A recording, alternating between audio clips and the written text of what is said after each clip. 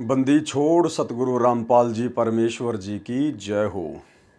परम पिता परमात्मा सारी सृष्टि के रचनहार कुल मालिक असंख्य ब्रह्मांडों के स्वामी जगत गुरु तीनों लोकों में प्रवेश करके सबका भरण पोषण करने वाले राजाधिराज आत्माधार नाथों के नाथ देवों के देव महादेव सर्वेश्वर महेश्वर मृत्युंजय अजरो अमर आदि अनादि सनातनी प्रभु जगत पिता जगदीश्वर श्री श्री 1008 की उपाधि के वास्तविक अधिकारी अकाल मूर्त शब्द स्वरूपी राम वासुदेव सर्वगतम ब्रह्म परम पूज्य प्रथम पूज्य परम संत परम पुरुष परम धनी परम दयालु सत्य कबीर हक्का कबीर अल्लाहु कबीर अल्लाहु अकबर बाखबर अल्लाह ताला जगत के तारणहार जगत के मुक्तिदाता जगत के जगन्नाथ हारे के सहारे हिंदुओं के राम मुसलमानों के अल्लाह सिखों के वाहिगुरु ईसाइयों के मसीह दया के सागर दयानिधि करुणा के सागर करुणानिधि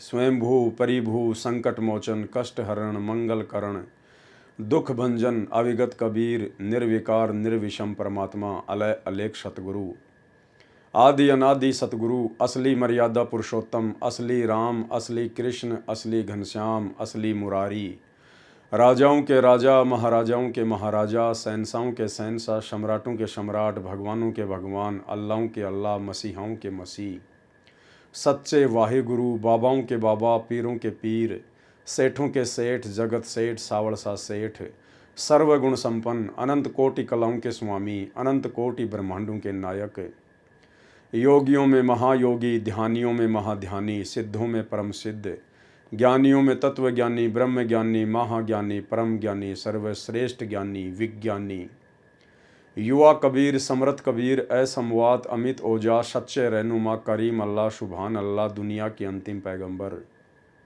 8 सितंबर 1951 से गांव धनाना जिला सोनीपत हरियाणा भारतवर्ष की पवित्र भूमि पे प्रकट रियल कल्कि भगवान श्री नारायण साकार हरि श्री बाबा साहेब स्वयंभू संत श्रोमणी सतगुरु रामपाल जी परमेश्वर जी के चरण कमल में साध संगति से देश विदेश से जुड़े हुए हम सभी सत्सेवक भाई बहनों का अनंत कोटि दंडवत प्रणाम। सत्साही भाई और बहनों, बहुत बड़ी मेहर बहुत बड़ी दया सतगुरु रामपाल जी परमेश्वर जी की, जिनके विशेष वीआईपी आशीर्वाद से रजा से कृपा से आप और हम सभी भगत भाई बहन साध संगति से जुड़कर भक्ति मार्ग के गूढ़ रहस्यों से परिचित होते जा रहे हैं और गुरुदेव भगवान को अपना बाप मानकर अपना कबीर भगवान मानकर अपना इष्ट पूज्य देव मानकर उन्हीं के तत्व ज्ञान को आधार बनाकर उनके चरणों में अपनी आस्था को अपनी भक्ति को दृढ़ता की ओर लेकर जा रहे हैं। भाई और बहनों, ये सब कुछ इस कलयुग की बिचली पीढ़ी में सतगुरु रामपाल जी परमेश्वर जी के आशीर्वाद से साध संगति से जुड़कर ही संभव हुआ, क्योंकि ये साध संगति केवल परमात्मा कलयुग की बिचली पीढ़ी में ही रखवाते हैं, जीव को मौका देते हैं। साध संगति से जीव की उन सभी शंकाओं का निवारण होता है जो शंकाएं सतगुरुदेव भगवान के गूढ़ सांकेतिक सत्संगों को सुनकर नहीं हो पाता है। फिर साध संगति के माध्यम से परमात्मा अपनी आत्माओं को निमित्त बनाकर समारोह के माध्यम से भगत मिलन के माध्यम से या वर्तमान में जैसे परमात्मा ने विज्ञान दे दी वैज्ञानिक उपकरण दे दिए, तो जैसे हम लाइव आ रहे हैं इस प्रकार वीडियो बनाकर परमेश्वर अपने भक्तों को सद्बुद्धि देते हैं और परमेश्वर अपने उन गूढ़ सांकेतिक सत्संगों को हल्का करवाकर अपने बच्चों तक संदेशे पहुंचाते हैं। तो निसंदेह आज गुरुदेव के आशीर्वाद से साध संगति से ही हमें सतगुरु रामपाल जी भगवान की पहचान हो पाई है कि सतगुरु रामपाल जी कोई सामान्य संत या पुरुष नहीं हैं, कोई सामान्य व्यक्ति नहीं है। ये किसी माँ के गर्भ से जन्म लेकर जेल में लिपटकर आप और हमारी तरह 2 कोटि के जीवों के माफिक माँ के गर्भ से बाहर नहीं आए हैं। ये स्वयंभू हैं, ये सर्व सृष्टि को उत्पन्न करने वाला परमेश्वर है। और इन्हें मानुष समझने की गलती यदि इनसे उपदेश लेने के बाद कोई करेगा तो वो व्यक्ति युगों युगों तक कुत्ते की योनि प्राप्त करेगा। कबीर गुरु को मानुष जो गिने कर चरणा अमृत को पान ते नर नरक में जाएंगे, जन्म जन्म बने समान। वो कुत्ता बनेगा युगों युगों तक। और भाई और बहनों, कुत्ता बनने वाली प्रोसीजर से बाहर वर्तमान में सिर्फ सतगुरु रामपाल जी के मुट्ठी भर सतसेवक ही बाहर निकल पाए हैं। अन्यथा सतलोक आश्रमों से जुड़ी हुई 90% संगत, स्वयंभू सतगुरु रामपाल जी परमेश्वर जी का कलयुगी परिवार, आश्रम मैनेजमेंट, ये सभी लोग वर्तमान में भगत होकर भी, सारनाम तक लेकर भी, 20-20 वर्षों से साधना करके भी कुत्ते बनने वाली प्रोसीजर में ही आगे बढ़ रहे हैं। क्योंकि अभी तक इन लोगों के दिलो दिमाग से सतगुरु रामपाल जी परमेश्वर जी की मानुष वाली छवि बाहर नहीं निकल पाई है। ये संत जी को कबीर परमात्मा नहीं मानते हैं, पूर्ण ब्रह्म परमेश्वर नहीं मानते हैं।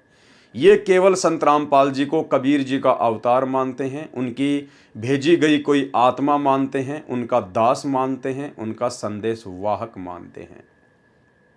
और इसीलिए गरीबदास जी कहते हैं कि गुरु मानुष कर जानते वो नर कहिए अंध, और वह दुखी संसार में फिर आगे काल के फंद।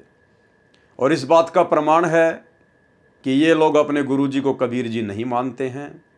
सबसे बड़ा प्रमाण है कि जून के महीने में इन लोगों के द्वारा जितने भी श्रद्धालु सतलोक आश्रमों से जुड़े हुए हैं, इनके द्वारा प्रतिवर्ष जून के महीने में एक दाढ़ी मूंछ वाली कबीर जी की समझे जाने वाली काल्पनिक फोटो का कबीर प्रकट दिवस मनाना। अगर इन्हें लगता है कि वर्तमान में वो कबीर सतगुरु रामपाल जी भगवान ही है, तो वर्तमान में जिंदा कबीर के धरती पर प्रकट रहते सहते उनसे उपदेश लेने के बाद फिर भला एक कागज की मुर्दा फोटो को कबीर मानकर, उस दाढ़ी मूंछ वाली फोटो को कबीर परमात्मा मानकर, फिर क्यों जून के महीने में उसका प्रकट दिवस मनाते हो? यदि आपने अपने गुरु को ही कबीर मान लिया तो फिर क्यों उस मुर्दा बेजुबान ना बोलने चलने वाली कागज की कबीर जी की समझे जाने वाली काल्पनिक फोटो को लॉकेट में डालकर अपने सीने से लगाए फिरते हो? क्यों अपने घर पर दरबार साहिब में उस कागज की कबीर जी की समझे जाने वाली नकली फोटो को सजा के रखते हो? इसका मतलब आप लोगों ने अभी तक उस फोटो का पीछा नहीं छोड़ा है। आपकी आस्था उस नकली फोटो में अभी है, और जब तक आपकी आस्था उस कागज के टुकड़े में रहेगी, तब तक आप अपने गुरुजी को सौपन में भी कबीर परमेश्वर नहीं मान पाएंगे। और जब तक आप अपने गुरु को ही कबीर परमेश्वर नहीं मानेंगे, तब तक भक्ति करते करते भी आप जी कुत्ता बनने वाली ही प्रोसीजर में हैं। तो भाई और बहनों, बहुत बड़ी दया, बहुत बड़ी मेहर गुरुदेव भगवान की, जिन्होंने हमारी इस प्रकार की तमाम झूठी भ्रमणाओं को तोड़ दिया है साध संगति के माध्यम से। और हम जितने भी सत्सेवक भाई बहन हैं, हम अपने गुरुदेव सतगुरु रामपाल जी परमेश्वर जी के अलावा अपने घरों में, अपने दरबार साहिब में अन्य किसी की भी फोटो नहीं रखते हैं। हम केवल जयकारा भी अपने गुरुदेव भगवान का ही लगाते हैं, और इसके अलावा कबीर जी का लगाते हैं, क्योंकि स्वयं हमारे गुरुजी ही कबीर जी हैं, और वेदों में हमारे गुरुजी संत रामपाल जी का नाम कबीर जी हैं। नाम सत्य है, लेकिन वो दाढ़ी मूंछ वाली फोटो सत्य नहीं है, वो नकली है।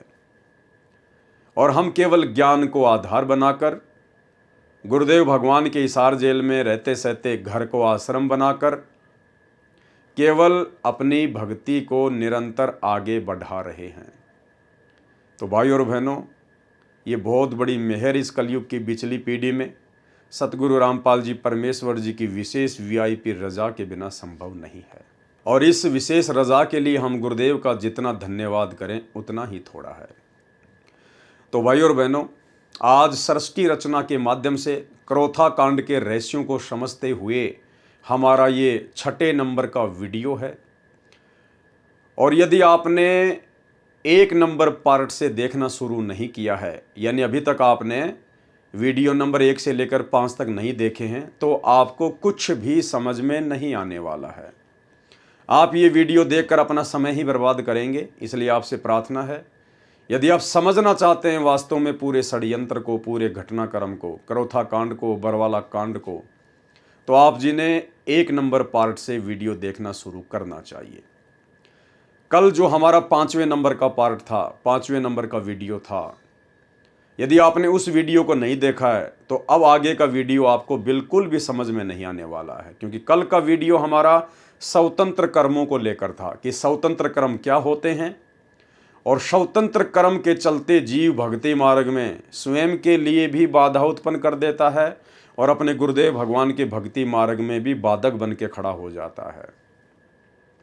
और इसी स्वतंत्र कर्म का नतीजा था 2006 का करोथा कांड और 2014 का बरवाला कांड, और वर्तमान में बरवाला कांड के बाद से 2024 तक जिस प्रकार से संत रामपाल जी परमेश्वर जी की 90% संगत की आध्यात्मिक दृष्टि से दुर्गति की जा रही है, उनके खुद के कलयुगी परिवार के द्वारा, आश्रम मैनेजमेंट के द्वारा, ये सब कुछ उन भक्तों के अपने स्वतंत्र कर्मों का ही नतीजा है।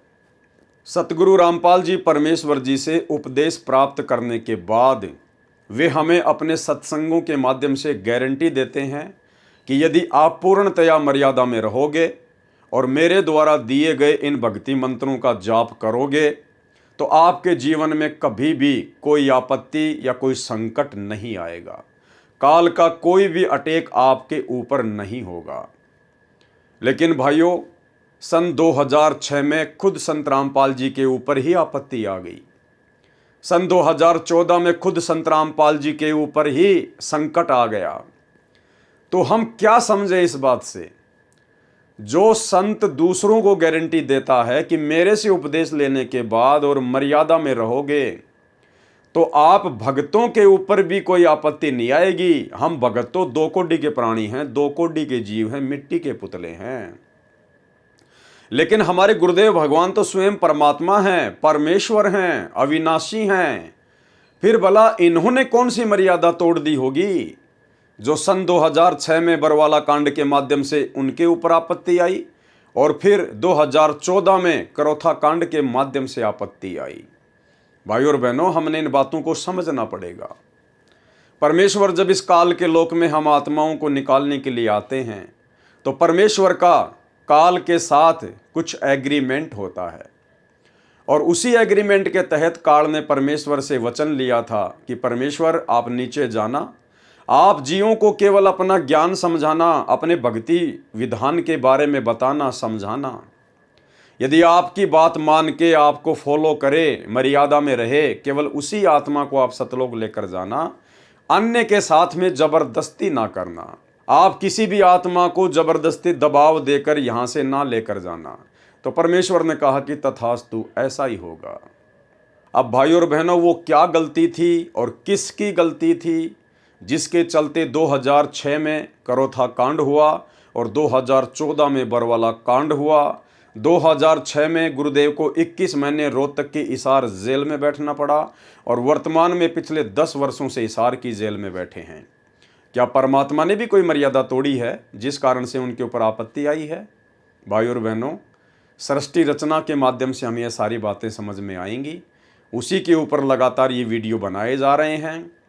परमेश्वर का काल के साथ एग्रीमेंट था और परमेश्वर ने फिर आकर नीचे हमें सारी बातें बताई और परमात्मा ने हमें सावधान करते हुए कहा कि बच्चों, इस काल ने तुम्हें जो मनुष्य जीवन दिया है, जो मनुष्य जन्म दिया है, इसने तुम्हारे संचित कर्मों से 75% पाप और पुण्य निकालकर तुम्हारा ये जीवन निर्धारित किया है।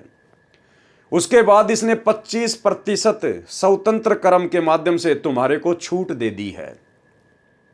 स्वतंत्र कर्मों का सदुपयोग करके तुम अपने कर्म बना सकते हो और 25% उन्हीं स्वतंत्र कर्मों का दुरुपयोग करके तुम अपने जीवन में बाधा भी खड़ी कर सकते हो।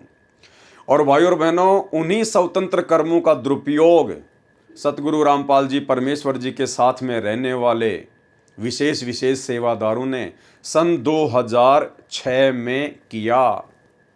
और परमात्मा का काल के साथ एग्रीमेंट है कि जब तक हंसा मेरी आना और काल लगे ना तेरा बाणा, कि हे काल, हे ज्योति निरंजन, जब तक मेरे से उपदेश प्राप्त भगत मेरी आन कान में रहेगा, मेरी तमाम मर्यादाओं में रहेगा, तब तक तेरा किसी भी प्रकार का कोई अटैक उनके ऊपर नहीं हो सकता।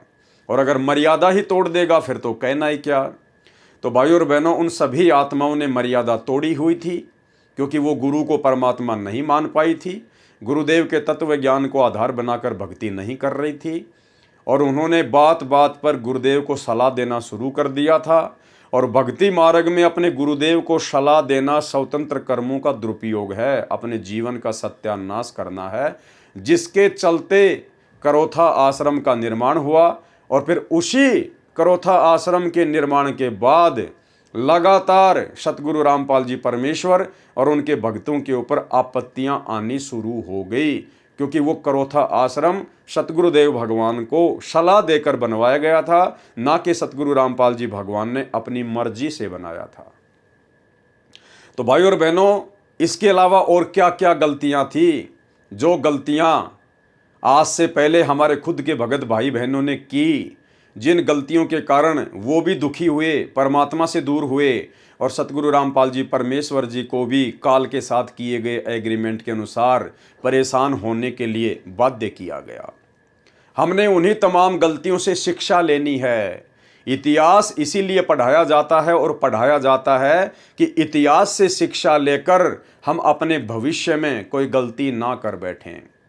करोथा कांड हो चुका है, उसका फैसला भी आ चुका है, सब कुछ क्लियर है, लेकिन हमने इस पूरे घटनाक्रम को अच्छे से देखकर, सोचकर, समझकर शिक्षा लेनी है कि हम निकट भविष्य में इस भक्ति मार्ग में उन भगत भाई बहनों की तरह आगे कोई गलती ना कर बैठें, जिसके चलते हमारे भी जीवन का सत्यानाश हो और हमारे गुरुदेव भगवान की भी दुनिया में बदनामी हो।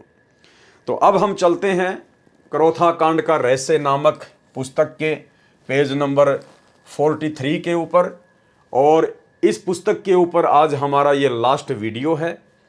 उसके बाद अगला वीडियो कल रात्रि 9 बजे बरवाला कांड के ऊपर होगा। ठीक इसी प्रकार हम लोग बरवाला कांड को भी समझने का पूरा प्रयास करेंगे, तथ्यों के साथ, प्रमाणों के साथ में। मिथ्या आरोप, यानी जब करोथा कांड हो गया था, गुरुदेव भगवान रोहतक की जेल में चले गए थे, उसके बाद में प्रिंट मीडिया और इलेक्ट्रॉनिक मीडिया के माध्यम से तमाम प्रकार की खबरें निकाली गई, कुछ झूठी तो कुछ सच्ची। क्या थी? मिथ्या आरोप लगाया गया पुस्तक के लेखक के अनुसार सतलोक आश्रम के ऊपर।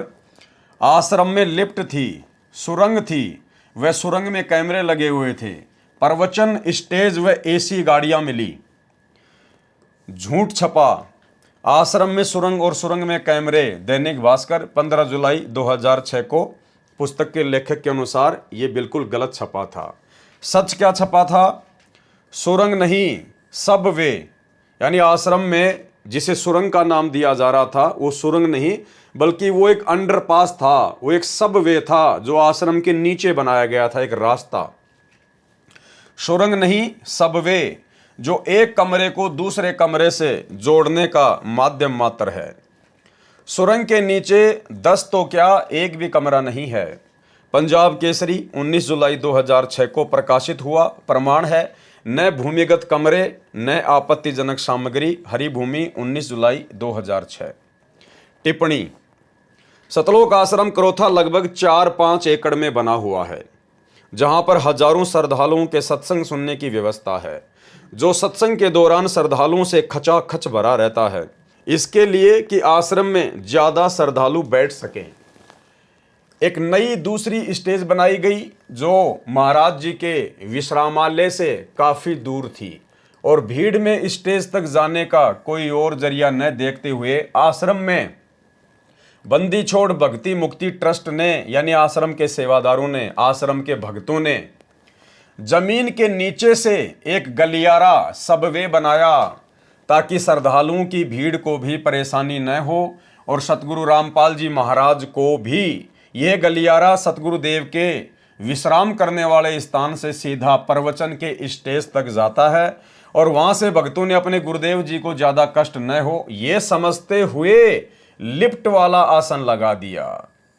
भाइयों और बहनों, कल आपने स्वतंत्र कर्मों को लेकर वीडियो पढ़ा था। ये 2 गलतियां करोथा आश्रम मैनेजमेंट ने, बड़े बड़े भक्तों ने, उन्हीं स्वतंत्र कर्मों का ज्ञान को आधार ना बनाकर दुरुपयोग किया और उन भक्तों के द्वारा इस प्रकार से स्वतंत्र कर्मों का दुरुपयोग करने के चलते करोथा कांड के बाद में यही सब बातें मीडिया के माध्यम से गुरुदेव भगवान की और सतलोक आश्रम करोथा की बदनामी का कारण बना। क्या लिखा जा रहा है भगत विजय दास के द्वारा, जिसने पुस्तक लिखी है कि आश्रम में बंदी छोड़ भक्ति मुक्ति ट्रस्ट ने, अब बंदी छोड़ भक्ति मुक्ति ट्रस्ट तो एक डॉक्यूमेंट्स है, एक नाम है। वो बंदी छोड़ भक्ति मुक्ति ट्रस्ट जो 4 अक्षर हैं वो थोड़े ना सव्य बनाएंगे, वो तो कागज के टुकड़े हैं। तो बंदी छोड़ भक्ति मुक्ति ट्रस्ट ने, इसका मतलब है कि आश्रम के मैनेजमेंट ने, आश्रम में रहने वाले विशेष भक्तों ने, सेवादारों ने, जो गुरुदेव के साथ में रहते थे, उन लोगों ने अपनी मनमानी करते हुए अपनी सोच आधार से आश्रम में बंदी छोड़ भक्ति मुक्ति ट्रस्ट ने जमीन के नीचे से, करोथा आश्रम के नीचे से एक गलियारा सबवे बनाया ताकि श्रद्धालुओं की भीड़ को भी परेशानी न हो। और सतगुरु रामपाल जी महाराज जी भी ये गलियारा सतगुरुदेव के आराम करने वाले स्थान से सीधा प्रवचन के स्टेज तक जाता है। इन्होंने जमीन के नीचे एक सबवे बनाया, एक सुरंग टाइप एक गलियारा बनाया जो नीचे ही नीचे एक कमरे से दूसरे कमरे को जोड़ता है। और वो इन्होंने इसलिए बनाया, ये सोचकर बनाया कि जब गुरुजी अपने आराम करने वाले स्थान से भक्तों के लिए सत्संग करने के लिए स्टेज पर आएंगे तो गुरुजी को भक्तों के बीच से होके आना पड़ेगा। यानी जैसे माइयाँ और भगत अलग अलग बैठते हैं आश्रम में, तो बीच में कम से कम 10 से 12 फुट की गैलरी होती है आने जाने के लिए। तो सतलोक आश्रम करोथा मैनेजमेंट ने यह सोचकर कि गुरुजी को भक्तों के बीच से ना आना पड़े, गुरुजी सीधे अंडरग्राउंड तरीके से अपने कमरे से और स्टेज तक आ जाएं। और फिर इन्होंने और क्या गलती कर दी, जमीन के नीचे से स्टेज तक आने के लिए इन्होंने एक लिफ्ट बना दी कि गुरुजी नीचे से लिफ्ट में बैठकर सीधे अपने प्रवचन वाले स्टेज पर आ जाएं। भाई और बहनों, इसकी कोई आवश्यकता नहीं थी, कोई आवश्यकता नहीं थी इसकी। ये स्वतंत्र कर्म था, स्वतंत्र कर्म, जिसकी छूट हमें काल भगवान ने दी है कि बेटा स्वतंत्र कर्म का सदुपयोग करेगा तो भक्ति बनेगी, दुरुपयोग करेगा तो भक्ति बिगड़ेगी। अरे ये तो बहुत अच्छी बात थी भाई, 4 या 5 एकड़ में पूरा आश्रम फैला हुआ है और मुश्किल से जहां पर गुरुजी आराम करते हैं वहां से जब गुरुजी सत्संग करने के लिए स्टेज पर आते हैं तो मुश्किल से 70 से 80 या 90 मीटर की दूरी गुरुदेव को चलकर तय करनी होती है। कितनी दूरी तय करनी होती है? लास्ट 100 मीटर की दूरी मान लीजिए आप, जहां पर गुरुदेव के आश्रम करने की जगह है वहां से लेकर प्रवचन करने की जगह मुश्किल से 100 मीटर की। और यदि वो जमीन के नीचे गलियारा नहीं बनाया जाता, सुरंग नहीं बनाई जाती, तो गुरुदेव क्या करते? गुरुदेव सत्संग में पांडाल के बीच से होकर आते, अपने भक्तों के बीच से होकर आते। अरे ये तो बहुत अच्छी बात थी, ये तो बहुत अच्छी बात थी। भाई बहनों को अपने गुरुदेव भगवान के दर्शन करने को मिलते, परमात्मा के दर्शन होते, आते समय भी और जाते समय भी भक्तों के भाव बनते, कोई दंडवत करता, कोई हाथ जोड़ के खड़ा होता। ये तो बहुत अच्छी बात थी भाई। गुरुदेव को इतना छुपाया क्यों जा रहा है? वो परमात्मा तो अपनी आत्माओं के लिए आता है, उनसे प्यार करने के लिए आता है, उनकी देख रेख के लिए आता है। और हम भी तो आश्रम में इसीलिए जाते हैं कि गुरुदेव के हमें दर्शन हो सकें, अन्यथा सत्संग तो सबके घर में है। आश्रम में केवल उनके दर्शनों के लिए जाते थे भगत, उनके मुख कमल से सत्संग सुनने के लिए जाया करते थे। तो ये इन लोगों का मनमाना आचरण था स्वतंत्र कर्मों के तहत, अन्यथा 100 मीटर की दूरी कोई ज्यादा नहीं होती है। अरे परमात्मा तो गांव गांव जाकर सत्संग किया करते थे भाई, वहां पर तुमने कौन सा जमीन के नीचे सुरंग बना रखी थी कि हमारे गुरुजी को कोई देख ना ले, गुरुजी को कोई बाधा ना हो जाए।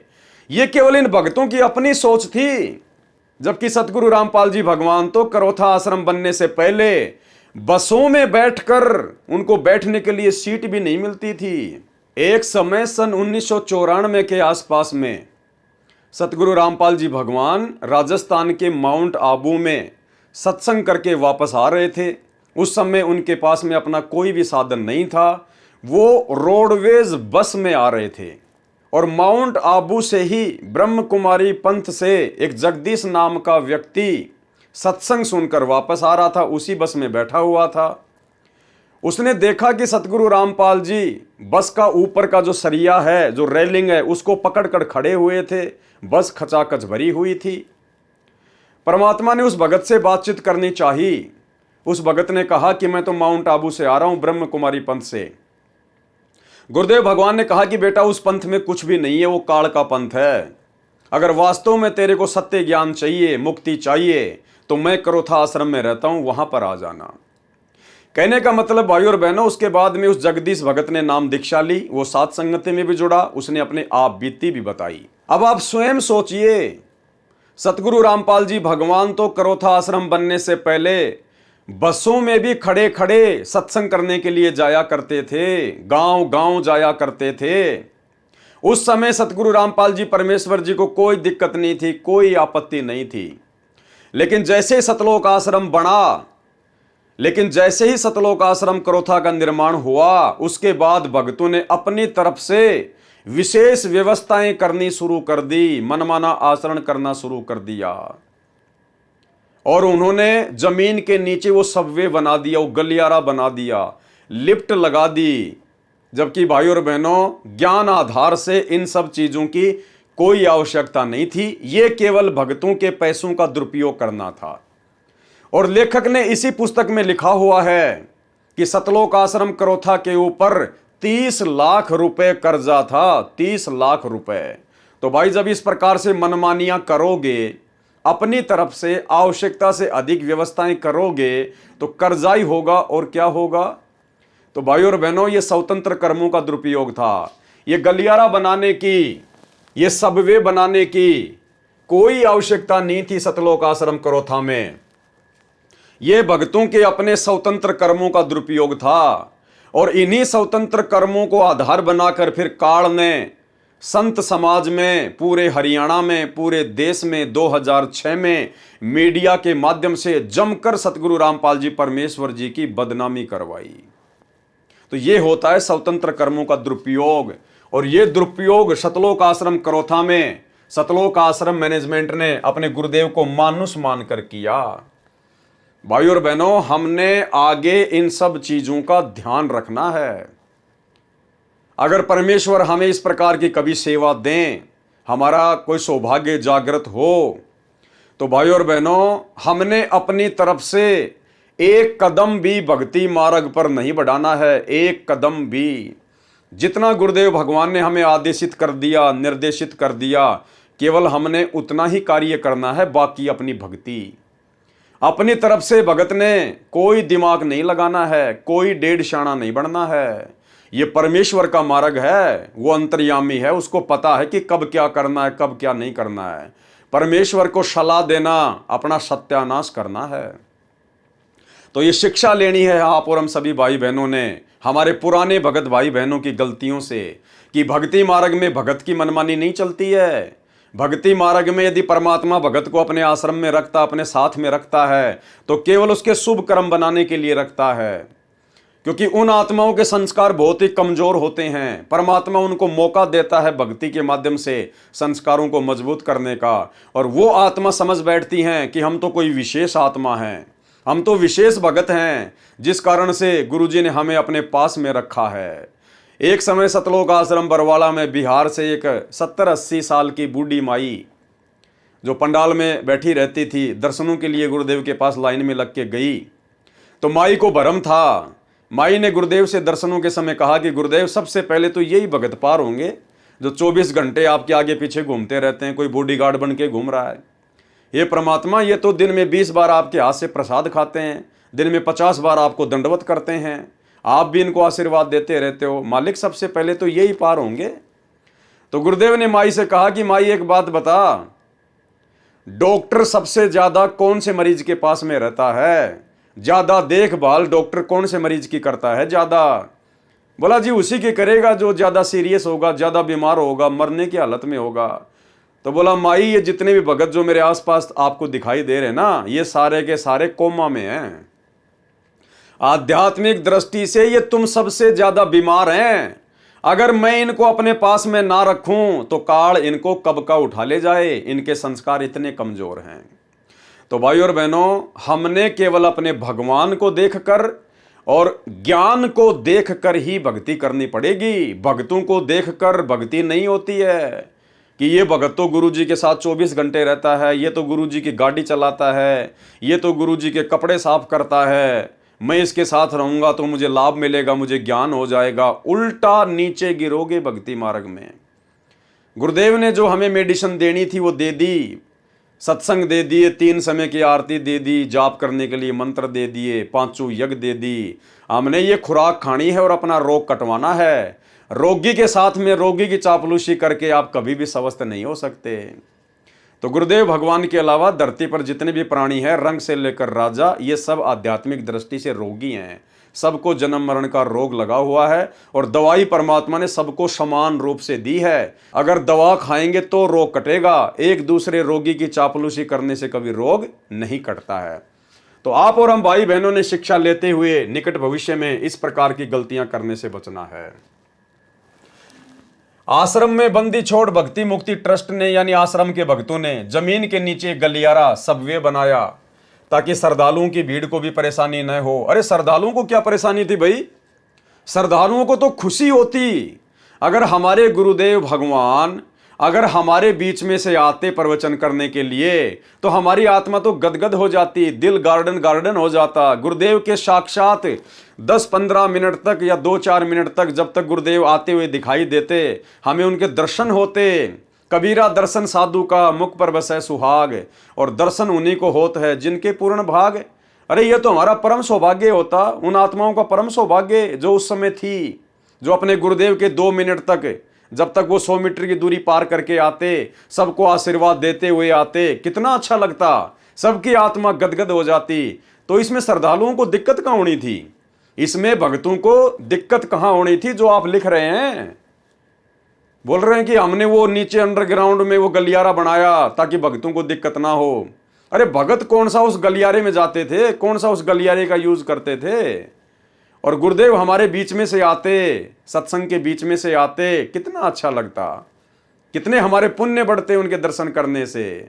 तो भाई और बहनों, ये मनमाना आचरण था सतगुरु रामपाल जी परमात्मा का। वो गलियारा बनाने का, वो सुरंग बनाने का कोई आदेश नहीं था। इस परमेश्वर को चलने फिरने में कोई दिक्कत नहीं है। दुनिया बूढ़ी हो सकती है, दुनिया रोगी हो सकती है, दुनिया के हाड़ गोड़े ढीले हो सकते हैं, इस परमेश्वर के नहीं। परमेश्वर ने गोरखनाथ जी से कहा था, जब गोरखनाथ ने परमात्मा की उम्र पूछी तो परमेश्वर जी ने कहा था कि ना मैं बूढ़ा, ना मैं बालक, ना मैं भाट भिखारी, कहे कबीर सुनो रे गोरख ये है उम्र हमारी, कि मैं तो युवा कबीर हूं, युवा कबीर समर्थ कबीर, ना मैं बच्चा हूं, ना बूढ़ा हूं, ना भाट हूं, ना भिखारी हूं।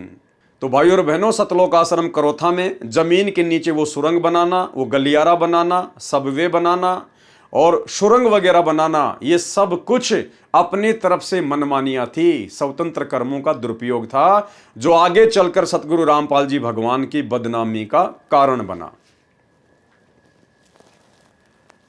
आश्रम में बंदी छोड़ भक्ति मुक्ति ट्रस्ट ने जमीन के नीचे एक गलियारा सबवे बनाया ताकि श्रद्धालुओं की भीड़ को भी परेशानी न हो, और सतगुरु रामपाल जी महाराज को भी ये गलियारा सतगुरुदेव जी के आराम करने वाले स्थान से प्रवचन करने के स्टेज तक जाता है, और वहां से भक्तों ने अपने गुरुदेव जी को ज्यादा कष्ट न हो ये समझते हुए लिफ्ट वाला आसन लगा दिया।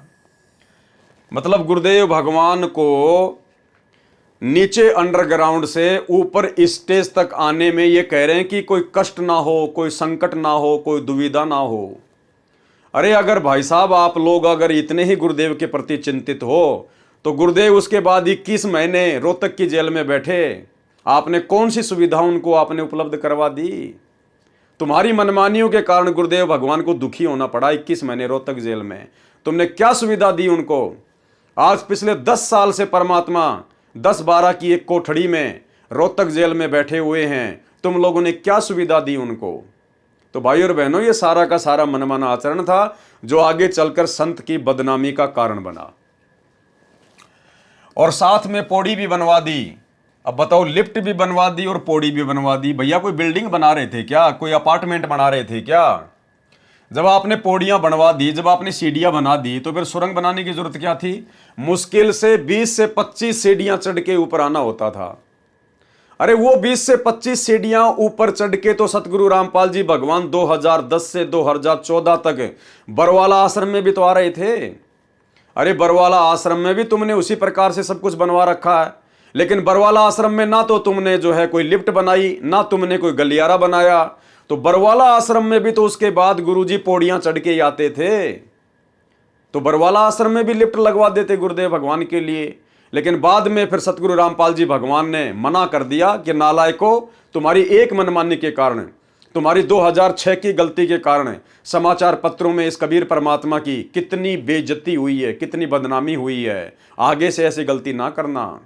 लेकिन उसके बावजूद भी इन्होंने और अन्य प्रकार की बहुत गलतियां सतलोक आश्रम बरवाला में की, जिसके ऊपर हम कल रात्रि 9 बजे से वीडियो बनाकर चर्चा करेंगे। और साथ में पौड़ी भी बनवा दी, सीढ़ियां भी बनवा दी, ताकि एक विकल्प रहे। अगर कभी लिफ्ट खराब हो जाए तो सीढ़ियों से गुरुजी ऊपर चढ़ के चले जाएं। अरे तो दिक्कत तो हो ही गई। मान लीजिए किसी दिन लाइट नहीं आई, तो क्या गुरुजी प्रवचन नहीं करेंगे? उस दिन भी तो गुरुजी को लिफ्ट के बजाय सीढ़ियों से जाना पड़ेगा। तो क्या काम आई तुम्हारी लिफ्ट? तो ये मनमाना आचरण था भाई और बहनों। और परमात्मा के मार्ग में मनमाना आचरण नहीं चलता है। ये कोई सामान्य संत नहीं है, कोई सामान्य कोई काल का पंथ नहीं है। ये पूर्ण ब्रह्म परमात्मा है, सर्व सृष्टि का रचनहार है। और इसको ना समझ पाने के चलते ही जीव इस प्रकार की काल प्रेरणा से गलतियां कर बैठता है, जो गलतियां आगे चलकर जीव के लिए भी घातक होती हैं और सतगुरु के मार्ग में भी बाधा उत्पन्न कर देती हैं। सत्संग करने वाली स्टेज पर तीनों तरफ शीशे लगा रखे हैं, ताकि महाराज जी श्रद्धालुओं को तीनों तरफ से नजर आए। रात्रि सत्संग के समय सत्संग करने की स्टेज वाली शीशे की कुटिया में 500 वाट की ट्यूब रोशनी के लिए लगाई है, ताकि श्रोताओं को संत रामपाल जी महाराज स्पष्ट दिखाई दें। जिस कारण कुटिया में गर्मी अत्यधिक हो जाती है, इसलिए उसमें एसी का लगना भी अति आवश्यक है। इसमें कोई दिक्कत नहीं है। अच्छी रोशनी करना और गुरुदेव भगवान आराम से सत्संग करें, उसके लिए एसी लगाना, ये नॉर्मल बात है। इसमें कोई बड़ी बात नहीं है, बहुत अच्छा काम है। लेकिन वो लिफ्ट बनाना खाली 20-30 सीढ़ियों के लिए और खाली 100 मीटर की दूरी मुश्किल से तय करने के लिए सुरंग बना देना, यह समझदारी नहीं थी। इसलिए उसमें एसी का लगना भी अति आवश्यक है। वास्तविकता तो यह है, अब आप स्वयं विचार करें कि इसमें एसी कौन सी चीज है जो पुलिस नहीं जानती। आगे चलिए भाई और बहनों, फिर क्या न्यूज छपी? मिथ्या आरोप। यह संत है 400 कैंटर का मालिक। अखबारों में उसके बाद में न्यूज आई कि संत रामपाल जी 400 ट्रकों का मालिक है। कैंटर यानी बड़े बड़े जो ट्रक आते हैं, जो मालगाड़ी जैसे ट्रोले, कि संत रामपाल जी के पास में 400 कैंटर हैं, इनका ट्रांसपोर्ट का काम है। अब वो क्या था ट्रांसपोर्ट का काम, क्या थे वो कैंटर, किसके वो कैंटर थे, ये यहां पर लिखा गया है। मिथ्या आरोप, ये संत है 400 कैंटर का मालिक। झूठ छपा। क्या छपा झूठ? नया खुलासा, पूना में है ट्रांसपोर्ट का कारोबार। दैनिक भास्कर 17 जुलाई 2006 में टिप्पणी की है लेखक ने। यह खबर भी बिल्कुल गलत व झूठी है। संत रामपाल जी महाराज का ट्रांसपोर्ट तो क्या किसी भी प्रकार का कोई कारोबार नहीं है, जिसकी जांच पुलिस प्रशासन ने भी अच्छी तरह से कर ली है और आगे भी कभी भी कर सकती है। लेकिन कम से कम बिना जांच किए ही ऐसी निराधार खबर तो नहीं छापनी चाहिए। इसमें चाहे प्रशासन हो या मीडिया, ये सब उनके कर्तव्य के अनुरूप तो नहीं है और ऐसे जनता के साथ खिलवाड़ हो रहा है। अब क्या लिख रहा है लेखक? पूना में, यानी महाराष्ट्र शहर के पूना में सतगुरु रामपाल जी महाराज का एक शिष्य है, जिसका ट्रांसपोर्ट का कारोबार है। अब यदि शिष्य की ट्रांसपोर्ट को ही संत जी की ट्रांसपोर्ट बोलते हैं, फिर तो ऐसे भगत भी हैं जिनकी एक छोटी सी दुकान ही थी और उस दुकान को ही शरारती तत्वों ने 11-12 जुलाई 2006 को आग लगाकर जला दी। अच्छा हुआ कि यह खबर नहीं आई कि जो दुकान जली है, हो सकता है उसमें संत रामपाल जी का हिस्सा हो। भाई और बहनों, असल में मामला क्या है, जब सतगुरु रामपाल जी भगवान महाराष्ट्र के पूना में सत्संग करने गए थे, तो वहाँ किसी भगत को उनका ज्ञान समझ में आ गया भगत ने नाम उपदेश ले लिया, पूरे परिवार में केवल अकेले ने। घर वालों ने काफ़ी विरोध किया लेकिन उसने एक नहीं सुनी। उस भगत का एक ट्रक था, एक गाड़ी चलती थी ट्रांसपोर्ट में, और जैसे ही नाम लिया कुछ दिनों बाद में उसकी गाड़ी का एक्सीडेंट हो गया। गाड़ी का इंश्योरेंस भी नहीं था, वो काफ़ी मुसीबतों में आ गया। घर वालों ने कहा कि अरे भाई तूने क्या नाम दीक्षा ले ली, तेरा तो सारा कारोबार ही बंद हो गया। लेकिन उस भगत ने बिल्कुल भी परवाह नहीं की। घर वालों को कह दिया मैं ये नाम नहीं छोड़ सकता, भले मेरा सब कुछ बर्बाद क्यों ना हो जाए।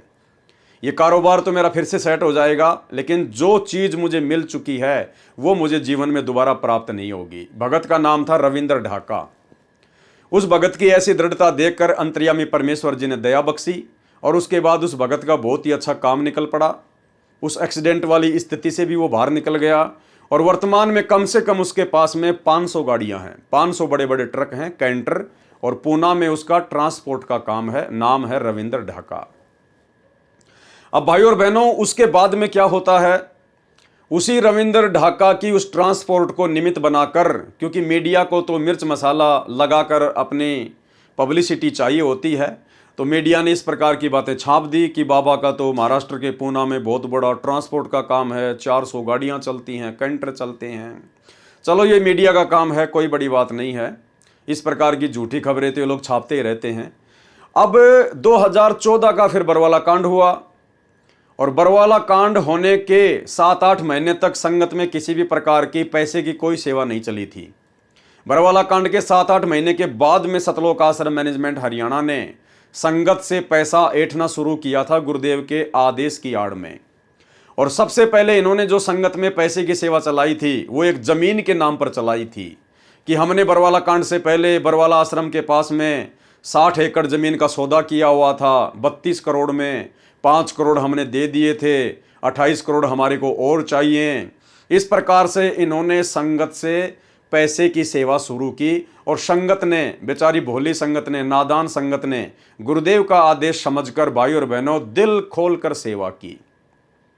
जबकि उस जमीन के विषय में दास के पास में गुरुदेव भगवान का हिसार जेल से आया हुआ लेटर है। उस लेटर में गुरुदेव भगवान ने स्पष्ट लिखा हुआ है कि उस जमीन का जो बयाना दिया हुआ था या तो वो बयाना वापस ले लो, अगर नहीं देते हैं तो कोई बात नहीं है, आगे फिलहाल आपने जमीन नहीं खरीदनी है। इसके बावजूद भी इन लोगों ने संगत से उसी जमीन के नाम पर पैसा ऐंठा और इन्होंने वो बयाना भी वापस ले लिया, लेकिन संगत को नहीं बताया। संगत को लगा कि जमीन की आवश्यकता है, गुरुजी का आदेश है, इसलिए संगत ने दिल खोलकर सेवा की। तो भाई और बहनों, उस सेवा से पहले गुरुदेव का छोटा भाई महेंद्र, जो कि भगोड़ा बन के घूम रहा था, बरवाला कांड के बाद में पुलिस से बचकर भाग रहा था, उसको कुछ पैसों की आवश्यकता पड़ी अपनी सेटिंगबाजी करने के लिए या जैसी भी थी। तो उसने इसी रविंद्र ढाका से कहा कि रविंद्र ढाका जी हमें कुछ पैसे चाहिए। तो रविंद्र ढाका ने उसको मना कर दिया। बोलो भैया तू मेरा गुरु थोड़ी है।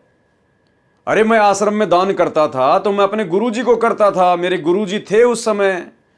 तू भाई मेरा गुरु थोड़ी है जो मैं तेरे को पैसा दे दूं, तो मेरा गुरु भाई है, मैं कोई मूर्ख थोड़ी हूं। गुरु बिन दान पुण्य जो करी ही मिथ्या होए कबू न फल ही। तो रविंद्र ढाका और महेंद्र की आपस में खींचातानी हो गई। अब चूंकि महेंद्र सतगुरु रामपाल जी परमेश्वर जी के कलयुगी परिवार का हिस्सा है, उसके ऊपर संगत ज्यादा विश्वास करेगी नादानी में। तो सतगुरुदेव के छोटे कलयुगी भाई महेंद्र ने हिसार जेल का नाम बताकर और एक झूठा लेटर उस रविंद्र ढाका के नाम पर निकाल दिया कि भाई हिसार जेल से गुरुजी ने तेरे नाम का लेटर लिख के भेजा है और ये लेटर पढ़ ले। इस लेटर में क्या लिखा हुआ है भाई और बहनों, वो लेटर दास अब आपको पढ़ाएगा। 2015 का वो लेटर है और दास के पास में 2014 बरवाला कांड के बाद से सारे एविडेंस है, सारे सबूत हैं, जो जो गलतियां इन्होंने की नादानी में, वो लेटर दास आपको दिखाएगा। उस लेटर को पढ़ने के बाद में भाई और बहनों आप जी खुद निर्णय कर लेना कि आपके सर्व समर्थ गुरुदेव भगवान को, आप और हमारे पूज्य परमेश्वर जी को उस लेटर के माध्यम से मात्र 50 लाख रुपए के लिए कितना बेबस और लाचार दिखाया गया है। कितना बेबस और लाचार। गुरुदेव प्रार्थना कर रहे हैं उस रविंद्र ढाका से उस लेटर में कि भाई मुझे उधार दे दे, उधार। क्या ये परमात्मा उधार मांगेगा क्या? जो तीनों लोकों में प्रवेश करके सबका भरण पोषण करता है, ये उधार मांग के अपनापन चलाएगा? ये उधार मांग कर अपना काम करेगा क्या? जो दुनिया को हीरे मोती लाल देता है ये उधार मांगेगा। लेकिन इनके नाम से वो लेटर निकाला गया।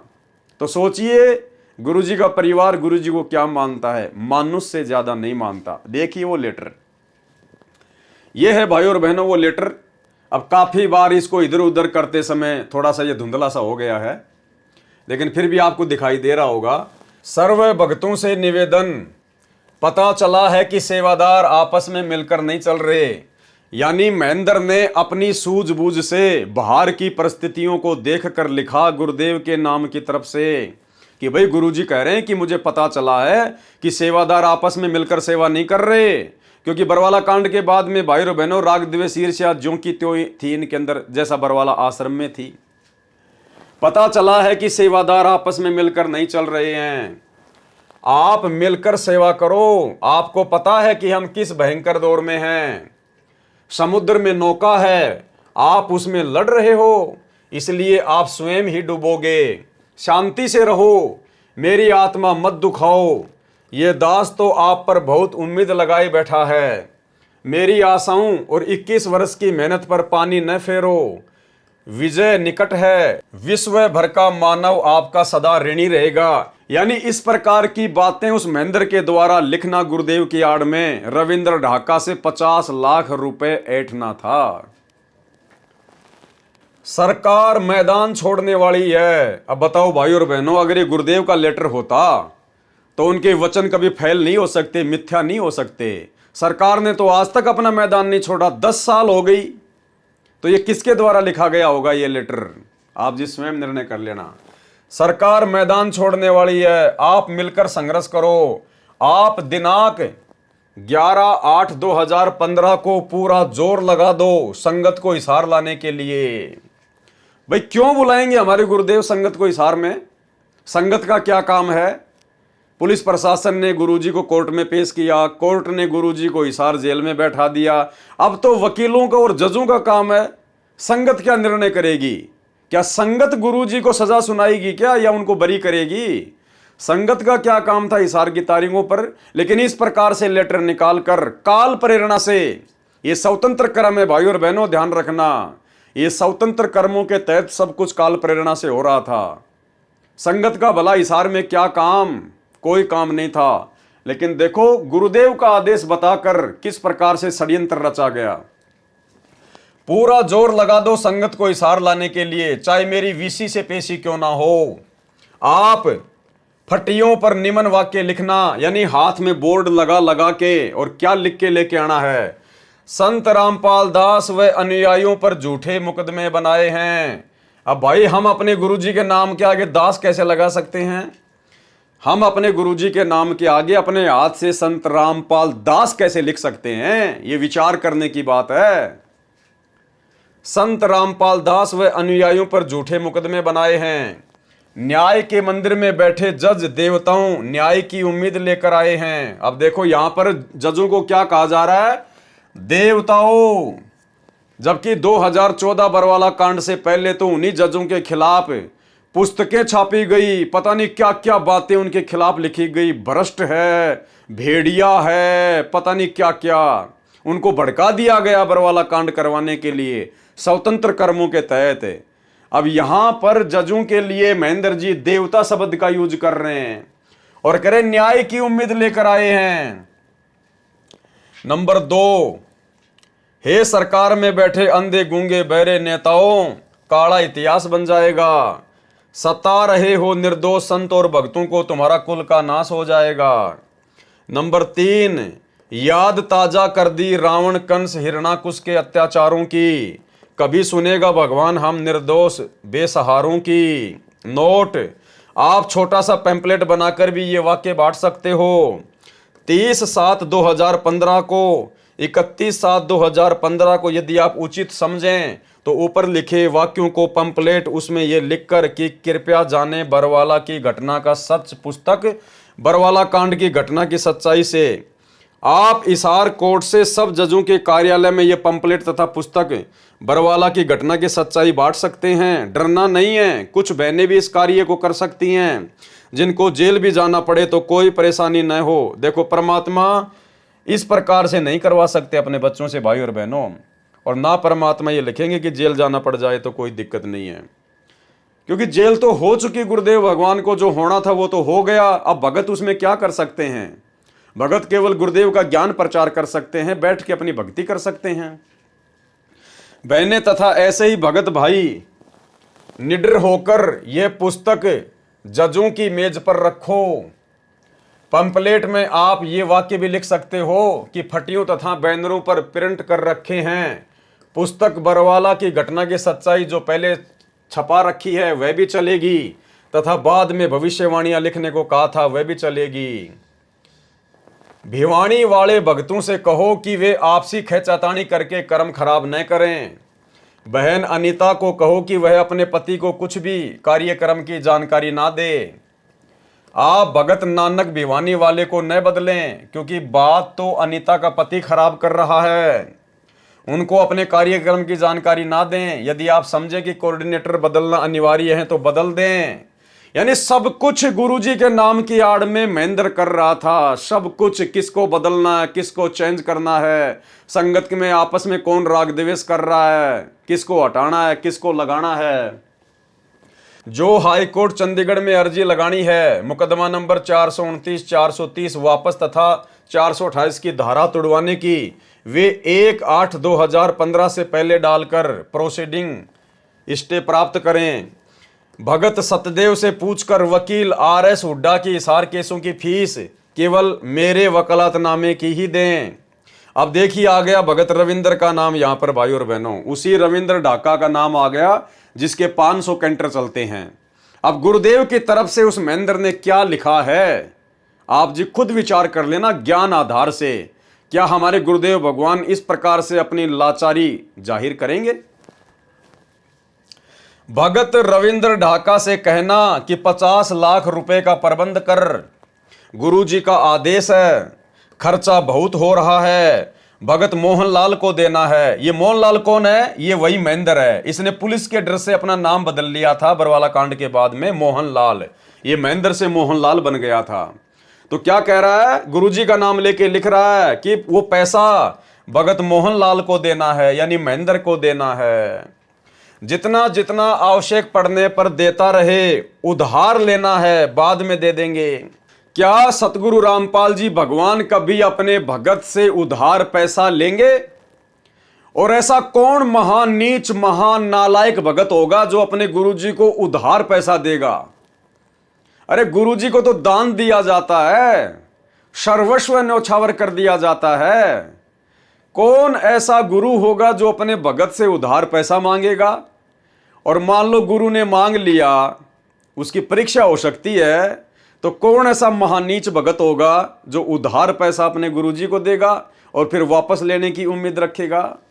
तो भाई और बहनों, ये शब्द सतगुरु रामपाल जी भगवान के नहीं है। आपने किसी भी सत्संग में नहीं सुना होगा। हमेशा परमात्मा यही कहते हैं कि इस दास ने किसी से एक नए रुपए की कभी डिमांड नहीं करी, कभी भी एक नए पैसे की डिमांड इस दास ने नहीं की, और ना कभी किसी की कोई पर्ची काटी। सुनिए छोटा सा सत्संग।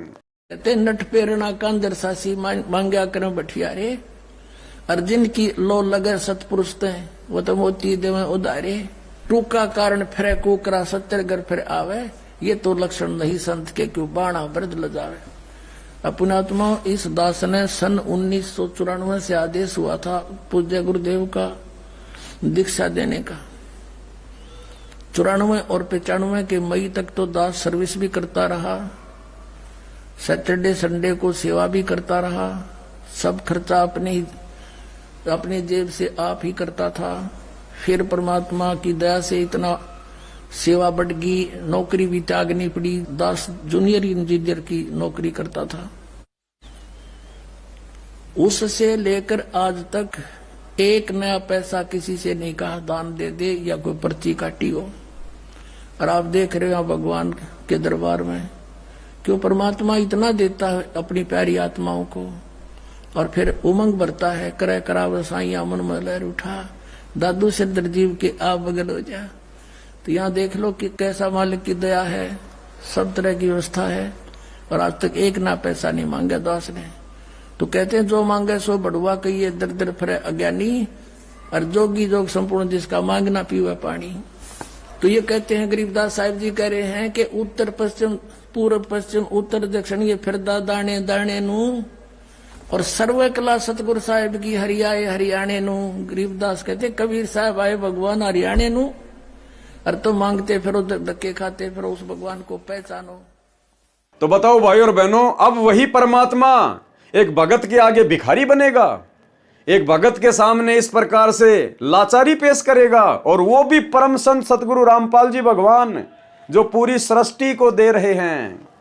तो देखिए भाई और बहनों, किस प्रकार से गुरुदेव भगवान की आड़ में और उनके भाई के द्वारा, कलयुगी भाई के द्वारा काल प्रेरणा से किस प्रकार के शब्द लिखे जा रहे हैं। ये हैं स्वतंत्र कर्म, ये स्वतंत्र कर्म है भाई और बहनों, ये भोगने पड़ेंगे, फिर आगे चलकर ये भोगने पड़ेंगे। हमने शिक्षा लेनी है, शिक्षा हमने केवल उतना ही करना जितना गुरुजी ने सत्संगों में बता दिया। उसके बाद भाई और बहनों आंखें और कान बंद कर लेने हैं, अपनी रोजी रोटी का धंधा ईमानदारी से, बाकी जितना गुरुजी ने सत्संग कर दिए वही आदेश फॉलो करते हुए अपनी भक्ति करनी है। ये ड्रामेबाजी वही करता है जो गुरु को मानुष मानता है, जो गुरु को अपने जैसा दो कोड़ी का जीव मानता है। अब ये महेंद्र दास कहां से संत रामपाल जी को परमात्मा मान लेगा, भगवान मान लेगा। अरे भैया, भाई भाई आपस में एक ही परिवार में रहते हैं, बचपन में भी रहते हैं, जवानी में भी रहते हैं, और छोटी छोटी बातों को लेकर, कभी जमीन को लेकर, कभी घर की औरतों को लेकर, छोटी छोटी बातों को लेकर कांसुनी भी हो जाती है, खेचातानी भी हो जाती है। ये तो घर घर की राम कहानी है। तो आगे चलकर वो महेंद्र कैसे संत रामपाल जी को परमात्मा मान लेगा, कबीर जी मान लेगा, कभी शौपन में नहीं मान सकता। तो गुरु को मानुष मानने के चलते स्वतंत्र कर्मों का दुरुपयोग करते हुए यहां पर इस प्रकार की बातें लिखी जा रही हैं। भगत रविंद्र ढाका से कहना कि 50 लाख रुपए का प्रबंध कर, गुरुजी का आदेश है, खर्चा बहुत हो रहा है, भगत मोहनलाल को देना है, जितना जितना आवश्यकता पड़ने पर देता रहे, उधार लेना है, बाद में दे देंगे उसको। नोट आगे क्या कहा गया, फिर महेंद्र के द्वारा रविंद्र ढाका को डराया गया है कि पैसे नहीं देगा तो फिर देख ले। नोट, रविंद्र ढाका क्या उत्तर देता है मुझे बताना। कोर्ट में पुस्तक बरवाला कांड की घटना बांटने के लिए सीमा जयपुर, रानी पानीपत और जो भी बहनें आश्रम में रहती थी वे सेवा कर सकती हैं। गुरुजी कभी भी अपनी शिष्या के लिए बहन शब्द का यूज नहीं करेंगे। गुरुजी बहने शब्द का यूज नहीं करेंगे, क्योंकि उन लड़कियों की उम्र 2014 बरवाला कांड के समय मात्र 20 या 25 साल की थी। तो गुरुजी उनके लिए बहने शब्द का प्रयोग नहीं करेंगे, बेटी शब्द का प्रयोग कर सकते हैं, बेटी शब्द का। तो भाई और बहनों, ये महेंद्र के द्वारा लिखा गया है सतगुरु रामपाल जी भगवान की आड़ में। रोहतक कोर्ट में भी बांट सकते हैं। संत रामपाल दास 25/7/2015 को ये लेटर निकाला गया। तो आपकी आंखों के सामने है भाई और बहनों। अब आगे चलते हैं पेज नंबर 50 के ऊपर। और क्या झूठे आरोप लगाए गए मीडिया के द्वारा, जो लेखक ने लिखा है। मिथ्या आरोप। संत रामपाल जी खुद को कभी हनुमान का अवतार बताते थे तो कभी कबीर का, खुद को जगत गुरु और भगवान बताते थे। तो लेखक जो भगत है वो क्या लिख रहा है, टिप्पणी।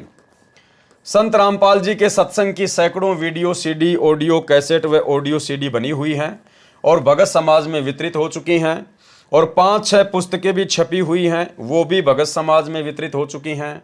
कोई भी व्यक्ति महाराज जी के मुख से कहा हुआ कि मैं भगवान हूँ, मैं जगत गुरु हूँ, या मैं स्वयंभू हूँ, या मैं कबीर साहिब का अवतार हूँ, या हनुमान का अवतार हूँ आदि प्रमाणित करे और समाज के सामने लाए तो जाने। अरे मेरे भाई, इतनी बड़ी बात लिखने की जरूरत क्या थी? सीधा सीधा कह देते भाई ठीक है, हनुमान जी के अवतार तो उन्होंने कभी नहीं कहा, बाकी भैया वो जगत गुरु हैं, वो स्वयंभू परमात्मा हैं, वो कबीर साहिब हैं, इसमें कोई संशय नहीं है, कोई मिलावट नहीं है। भले तुम ना मानो, लेकिन वो खुद भगवान है, परमात्मा है, स्वयंभू है तो हैं। इसने बोलना चाहिए था। लेकिन कह रहा नहीं, आप किसी भी पुस्तक में दिखा दो संत रामपाल जी ने कभी भी अपने आप को ये नहीं कहा, वो नहीं कहा। अरे भैया, वो कैसे कहेंगे? वो तो अपने आप को छुपाते हुए ये ज्ञान प्रचार कर रहे हैं। अगर सन 1994 में संत रामपाल जी कहने लग जाते कि मैं कबीर हूं, तो तुम भी नहीं मानते। जो आज तुम ये पुस्तक लिख रहे हो ना उनकी शरण में आके, तुम भी इस बात पे यकीन नहीं करते और उनके प्रवचन तक नहीं सुनते कि बड़ा घमंडी आदमी है, खुद को कबीर जी कहता है। तो भाई और बहनों, परमात्मा ने स्वयं कबीर होते हुए भी अपने आप को कबीर का दास बताकर आप और हम आत्माओं तक अपना ज्ञान पहुंचाने के लिए उन्होंने लीला की, भूमिका की। तो भाई इसमें डरने की क्या आवश्यकता थी? साफ साफ कह देता भैया हमारे गुरुजी भगवान है, परमात्मा है, इसमें क्या दिक्कत है? प्रमाणित करें और समाज के सामने लाएं तो जाने। महाराज जी अपने आप को जगत गुरु, मैं भगवान हूं आदि न बताकर अपने आप को कबीर साहब का कुत्ता बताने का तो अनेकों जगह प्रमाण है। अरे ये लिखने की क्या आवश्यकता थी भाई? लेकिन जैसे आरोप लगाए गए हैं ऐसा प्रमाण तो एक भी जगह नहीं मिलता। जगत गुरु का जो प्रकरण है वह महाराज जी स्वयं नहीं लिखते, अपितु उनके शिष्य अनुयायी अपने गुरुदेव के ज्ञान को देखते हुए जगत गुरु कहते हैं और कहते रहेंगे। वे इन्हें कौन भगत, वे इन्हें स्वयं कबीर साहिब आया हुआ मानते हैं और मानते रहेंगे। देखो भाई और बहनों, ये होता है केवल जुबान से कहना। 2006 करोथा कांड के बाद में आश्रम मैनेजमेंट लिख रहा है कि हम उनके भगत संत रामपाल जी को स्वयं कबीर साहिब आया हुआ मानते हैं और मानते रहेंगे। वे इन्हें स्वयं कबीर साहिब आया हुआ मानते हैं और मानते रहेंगे। लेकिन कहां माना तुम लोगों ने? अरे कहां माना? करनी तज कथनी कथे, अज्ञानी दिन रात, कुत्ते जूं भौंकत फिरे, सुनी सुनाई बात है। अगर तुम भक्तों ने सतगुरु रामपाल जी को कबीर साहिब मान लिया होता तो तुम तो आज 2024 में भी मेरे भाई, अभी थोड़े दिन पहले जून के महीने में तुमने उस दाढ़ी मूंछ वाली कबीर जी की समझे जाने वाली नकली बनावटी कागज की फोटो का प्रकट दिवस मनाया है। तुम तो आज भी उस मुर्दा फोटो को कबीर साहिब मान रहे हो, ना कि जिंदा सतगुरु रामपाल जी भगवान को। तो लिखने को तो भाई कोई कुछ भी लिख दे। ये जितने भी नकली साधु संत महात्माओं के चेले हैं ये भी अपने गुरुजियों को भगवान ही मानते हैं, सतगुरुदेव भगवान, पता नहीं क्या क्या बोलते हैं। लेकिन वो कभी भी अपने गुरुजी को भगवान नहीं मानते और ना उनके गुरुजी भगवान हैं। लेकिन यहाँ तो सतगुरु रामपाल जी स्वयं कबीर साहिब हैं, इसमें कोई मीन मेख नहीं है। लेकिन यहाँ जिस प्रकार से इस भगत के द्वारा कहा जा रहा है, ये भगत आज भी अपने गुरुजी को कबीर साहिब नहीं मानता। खैर वर्तमान में तो ये पागल है, मेंटल हो चुका है, रोहतक से इसका इलाज चल रहा है मेंटल हॉस्पिटल में। लेकिन और जितने भी सतलोक आश्रम मैनेजमेंट हरियाणा वाले हैं वर्तमान में, गुरुदेव का कलयुगी परिवार, आज भी उनको कबीर साहिब नहीं मानता। जैसा कि यहां उन्होंने लिखा है कि हम तो संत रामपाल जी को कबीर साहिब मानते हैं और मानते रहेंगे। ना तो तुम मानते थे, ना वर्तमान में मानते हो, और कोई उम्मीद नहीं है कि तुम आगे उनको कबीर साहिब मान लोगे। अगर मान लेते तो फिर वो कागज के टुकड़े कबीर जी की समझे जाने वाली दाढ़ी मूंछ वाली फोटो को अपने घर में नहीं रखते, और ना तुम जून के महीने में उसका कबीर प्रकट दिवस मनाते। वे इन्हें स्वयं कबीर साहिब आया हुआ मानते हैं और मानते रहेंगे। अब देखना इनके अज्ञान का नमूना भाई और बहनों आगे। जो आध्यात्मिकता के मार्ग में न्याय संगत है, बिल्कुल ये बात तो सही है, आध्यात्मिक क्षेत्र में न्याय संगत है कि अपने गुरु को ही परमात्मा मानना होता है, तभी भक्ति सफल होती है। लेकिन तुमने कहां माना? जो आध्यात्मिकता के मार्ग में न्याय संगत है, क्योंकि कबीर साहिब कहते हैं कि कबीर गुरु गोविंद दो खड़े काके लागू पाए, बलिहारी गुरु आपने जिन गोविंद दिया मिलाए, मम संत मुझे जान मेरा ही स्वरूपम, कबीर गुरु गोविंद कर जानियो रहियो शब्द समाए, मिले तो दंडवत बंदगी नहीं पल पल ध्यान लगाए। अब देखो भाई और बहनों, कितनी बड़ी गलती, कितनी बड़ी बेवकूफी की है। परमात्मा की वाणियों का हवाला दे रहे हैं और अर्थ क्या कर रहे हैं? अर्थ का अनर्थ कर रहे हैं। अर्थात यदि भगवान व गुरु दोनों साथ खड़े हों तो पहले प्रणाम गुरुदेव को करना है, बाद में भगवान को प्रणाम करना है। तो तुमने तो दोनों को बराबर ही महत्व दे दिया। अरे तुमने तो दोनों को प्रणाम कर दिया, एक तरफ तो गुरु खड़ा है, एक तरफ भगवान खड़ा है। इसका मतलब गुरु तो इन्होंने अलग मान लिया और भगवान अलग मान लिया। और कह रहा पहले तो गुरु जी को प्रणाम करेंगे और उसके बाद में फिर भगवान को प्रणाम करेंगे। तो फिर गुरु जी का महत्व क्या रह गया मेरे भाई? अरे गुरु का महत्व क्या रह गया फिर? अरे कोई स्त्री है और वो कहे कि एक तरफ तो मेरा देवर खड़ा है और एक तरफ जो है मेरा वो पति खड़ा है, तो पहले तो मैं रात्रि में अपने पति के साथ में विश्राम करूंगी और उसके बाद में अपने देवर के साथ में विश्राम करूंगी। तो वो तो घटिया औरत है, वो पतिव्रता कहां से हो गई फिर? उसके तो दो दो पति हो गए। तो इसी प्रकार कह रहा है कि पहले तो, अर्थात यदि भगवान व गुरु दोनों खड़े हों तो पहले प्रणाम गुरुदेव को करना है, बाद में भगवान को प्रणाम करना है। ये बात स्वयं भगवान कहते हैं, न कि कोई गुरु अपने पास से। और फिर हवाला क्या दे रहा है कि ये बात खुद भगवान कह रहे हैं। अरे कब कहा भगवान ने कि गुरु के बाद में मेरे को प्रणाम करना है? एक छोटा सा सत्संग सुनाते हैं आपको सतगुरु रामपाल जी परमेश्वर जी का, आपको आइडिया हो जाएगा इन भक्तों को कितना तत्व ज्ञान है और कितना इन्होंने अच्छे से सत्संग सुने हैं। सतगुरु रामपाल जी भगवान ने बताया कि जब तुम त्रिकुटी पर जाओगे ये शरीर छोड़कर, उस समय तुम्हारी परीक्षा होगी। और मान लो त्रिकुटी पर ये दास भी खड़ा है और दूसरी तरफ वो कबीर भगवान आके खड़ा हो जाए, जिसको हम लोग नादानी में वर्तमान में कबीर भगवान मान रहे हैं, दाढ़ी मूंछ वाले को। तो गुरुदेव कह रहे कि एक तरफ तो ये दास खड़ा है और एक तरफ वो कबीर भगवान अपने ओरिजिनल रूप में आके खड़ा हो गया, दाढ़ी मूंछ वाले रूप में। अब आप भक्तों ने क्या करना है? गुरुदेव कह रहे हैं इसी वाणी का हवाला देते हुए, गुरु गोविंद दोनों खड़े काके लागू पाए, बलिहारी गुरु अपना जिन गोविंद दियो बताए। तो गुरुदेव कह रहे हैं कि आपने केवल अपने गुरु जी के ही चरणों में पड़ना है, केवल अपने गुरु जी के चरणों में। अगर उधर भगवान की तरफ देख भी लिया, उस परमात्मा की तरफ अगर देख भी लिया, अगर झांक भी लिए, झांकना हरियाणा राजस्थान में कहते हैं देखना, यूं ऊपर मुंह करके झांकना, जैसे किसी खिड़की में से झांक के देखना। तो गुरुदेव कह रहे हैं अपने गुरुजी के ही चरणों में पड़ना है। अगर तुमने उधर झांक भी लिया उस दाढ़ी मूंछ वाले कबीर जी की तरफ, और यदि तुमने उनको प्रणाम कर लिया, उसी समय रिजेक्ट हो जाओगे, रिजेक्ट। और फिर गुरुजी कह रहे यहां भी ऐसा ही है, यानी जब तक हम धरती पर हैं इस मनुष्य शरीर में, तब तक भी आपने ऐसा ही करना है। उस दाढ़ी मूंछ वाली कबीर जी की फोटो को दंडवत प्रणाम नहीं करना, उसको भगवान नहीं मानना। अगर कोई कबीर भगवान तुम मानते हो गुरु जी के अलावा है, और वो भी अगर धरती पे आ जाए, उसकी तरफ देखना भी नहीं है, झांकना भी नहीं है, उसको प्रणाम करना तो बहुत दूर की बात है। तो सुनिए पहले ये छोटा सा सत्संग। गुरु और गोविंद दोनों खड़े, वहां मान लीजिए परमात्मा दोनों रूप बना के खड़ा हो जा, एक दास का रूप और दूसरा अपना ओरिजिनल रूप। तो कहते हैं वहां भी परीक्षा होगी, किसके लागू पाए? सबसे पहले कहते बलिहारी गुरु अपना जिन गोविंद दियो मिलाए।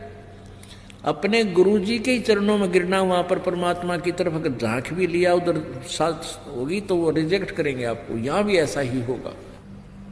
तो वहां गुरु जी के ही चरणों में समर्पित होना है, तो भगवान प्रसन्न। तो भाई और बहनों, सत्संग आपने सुन लिया। परमात्मा ने स्पष्ट आदेश दे दिया हम भक्तों को कि अपने गुरु जी के अलावा अगर ओरिजिनल भी अगर वो कबीर जी आ जाए, अगर कोई है तो तुम्हारी नादानी में, तो भी तुमने उसकी तरफ झांकना भी नहीं है, देखना भी नहीं है, दंडवत करना तो बहुत दूर की बात है। अरे इसीलिए तो हम सत्सेवकों ने सतगुरु प्रेरणा से ज्ञान को आधार बनाकर उस फोटो को ही अपने घर से निकाल दिया। सब ने अपने अपने लॉकेट से उस फोटो को ही निकाल दिया, दाढ़ी मूंछ वाली कबीर जी वाली फोटो को। अपने घरों में जितनी भी फोटोएं थी वो फाड़ फाड़ के फेंक दी, आग के हवाले कर दी। दरबार साहिब में जितनी भी फोटोएं थी अपने गुरु जी के अलावा सारी फोटोएं फाड़ के फेंक दी। हमने तो सोशल मीडिया पर फाड़ फाड़ के हजारों वीडियो बनाए भाई, हजारों वीडियो। हमारे ऊपर तो उसको लेकर मुकदमे भी हुए हैं। तो नाम बता रहा है कि ये बात स्वयं भगवान कह रहे हैं कि पहले तो अपने गुरु जी को प्रणाम करना, उसके बाद में फिर भगवान को प्रणाम करना। अब बताओ, इन्होंने तो ज्ञान का गोबर कर दिया।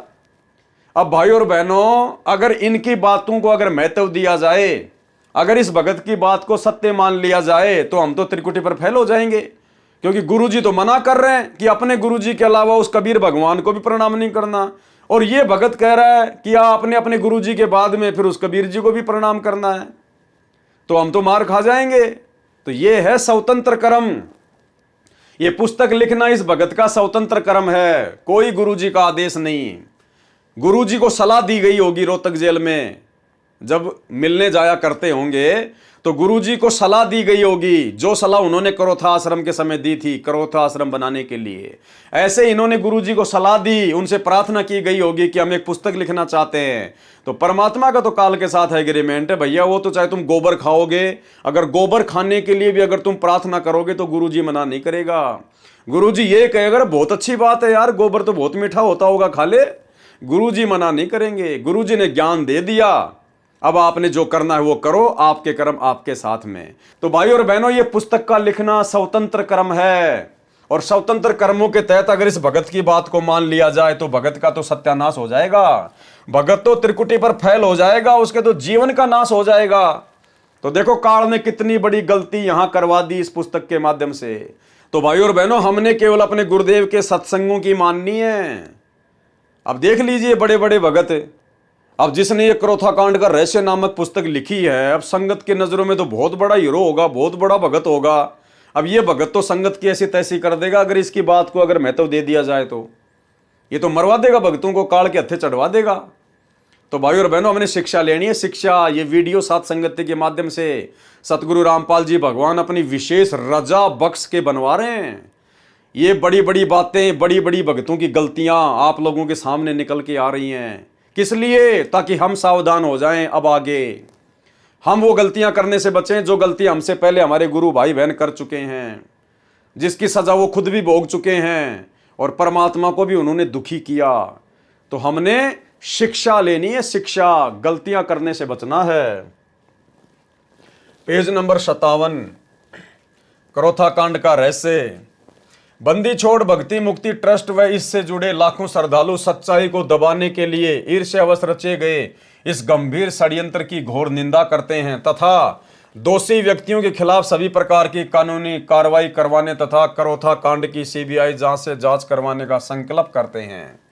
ये भी भाई और बहनों कहीं भी ज्ञान आधार से उचित नहीं है, ये भी ज्ञान आधार से उचित नहीं है, अपनी तरफ से लिख रहा है। इसने कौन सा भक्तों से बात करके ये पुस्तक लिखी है जो इसने सभी भक्तों को बीच में लपेट लिया, सभी भक्तों को बीच में लपेट लिया कि बंदी छोड़ भक्ति मुक्ति ट्रस्ट व इससे जुड़े लाखों श्रद्धालुओं सच्चाई को दबाने के लिए ईर्ष्यावश रचे गए इस गंभीर षड्यंत्र की घोर निंदा करते हैं तथा दोषी व्यक्तियों के खिलाफ सभी प्रकार की कानूनी कार्रवाई करवाने तथा क्रोथा कांड की सीबीआई से जांच करवाने का संकल्प करते हैं। संकल्प कर रहा है सभी भक्तों की तरफ से कि कानूनी कार्रवाई करवाएंगे। क्यों भाई, नित्य नियम नहीं पढ़ते क्या तुम लोग? अरे ये तो काल का लोक है भैया, या तो रोज तुम्हारे ऊपर मुकदमे करेंगे लोग, रोज तुम्हें मारेंगे पीटेंगे गालियां देंगे, तो क्या तुम रोजाना थाने में जाके बैठोगे? आज किसी ने तुम्हारे साथ में शरारत कर दी, कल को दूसरा करेगा, परसों तीसरा करेगा, तो रोजाना थानों में चक्कर काटोगे क्या? क्या कह रहे हैं गुरुदेव भगवान नित्य नियम में? जो तोकू काटा बोवे वाको बोतु फूल, और तोए फूल के फूल है वाको है त्रिशूल। तो इन्होंने तो मान लीजिए हम भक्तों के साथ में क्रोथा कांड के माध्यम से इस प्रकार की घटना को जन्म दे दिया, लेकिन हम भक्तों के लिए क्या आदेश है गुरुदेव का? जो तोकू काटा बोवे उसको बोतु फूल। हमने उसके साथ में वैसा ही व्यवहार नहीं करना है। ईंट का जवाब पत्थर से नहीं देना है, फूल का जवाब लकड़ी से नहीं देना है। गुरुदेव क्या आदेश दे रहे हैं, परमात्मा का क्या विधान बता रहे हैं? जो तोकू काटा बोवे वाको बोतु फूल। तो आप तो भाई साहब कानूनी कार्रवाई कर रहे हो, आप तो उनके खिलाफ मुकदमे करवाने की सोच रहे हो। तो लगता है आप जी नित्य नियम नहीं पढ़ते, और पढ़ते हैं तो वाणियों पे ध्यान नहीं देते। ये भक्तों के काम नहीं है, ये संतों के काम नहीं होते हैं। अरे संतों को तो अपने गुरु पे विश्वास करके मर्यादा में रह के भक्ति करनी होती है, उसके बाद दुनिया तुम्हारा क्या बिगाड़ देगी? अरे परमात्मा ने कहा कि जब तक हंसा मेरी आना काल लगे ना तेरा बाणा। जब तक मेरा भगत मेरी मर्यादा में है तेरा कोई अटैक होगा ही नहीं, तो काहे की टेंशन ले रहे हो भाई तुम? लेकिन ये क्रोथा कांड तुम्हारी मनमानियों का नतीजा, तुम्हारे स्वतंत्र कर्मों का नतीजा। अब भुगतो, तुम्हारे अंदर इतना ज्ञान तो है नहीं, इतना दिमाग तो है नहीं। गुरु को तुमने मानुस माना, तो गुरु का भी आशीर्वाद तुम्हारे साथ में नहीं है। तो लड़ो लड़ाओ आपस में, तुम्हारे ऊपर वो मुकदमे करें, तुम उनके ऊपर मुकदमे करो, लड़ो और मरो आपस में। जबकि ये भक्तों के काम नहीं है भाई और बहनों। हमने हर स्थिति में अपने गुरुदेव भगवान पर विश्वास रखना है। हमारे गुरुदेव के साथ में सन 1994 से 2014 बरवाला कांड तक और उसके बाद बरवाला कांड से लेकर वर्तमान 2024 तक शुरुआत में जेल में न जाने कितने लोगों ने कैसी कैसी बदतमीजियां की हैं। जब गुरुजी गांव-गांव सत्संग करने जाते थे, लोग गालियां निकालते थे। वो चिड़ी गांव की घटना जो आपको पहले बताई गई है, गुरुजी की गाड़ी को रास्ते में रोककर 3-4 गुंडों के द्वारा गुरुजी के साथ में मारपीट की गई। गुरुजी से कान पकड़वा कर उठक बैठक निकलवाई गई। जमीन में नाक से 7 लकीरें निकलवाई गई कि दोबारा इस गांव में नहीं आएगा सत्संग करने के लिए। उसके बावजूद भी गुरुदेव भगवान ने अपनी तरफ से कोई मुकदमा नहीं किया किसी के ऊपर। किसके ऊपर करें भाई? ये सभी तो परमात्मा के बच्चे हैं। क्या बाप अपने बच्चों के ऊपर मुकदमा करेगा? और अब हमें समझ में आ गया कि भले उन्होंने उपदेश नहीं ले रखा है, जगत वाले हैं, लेकिन है तो हमारे भाई बंधु।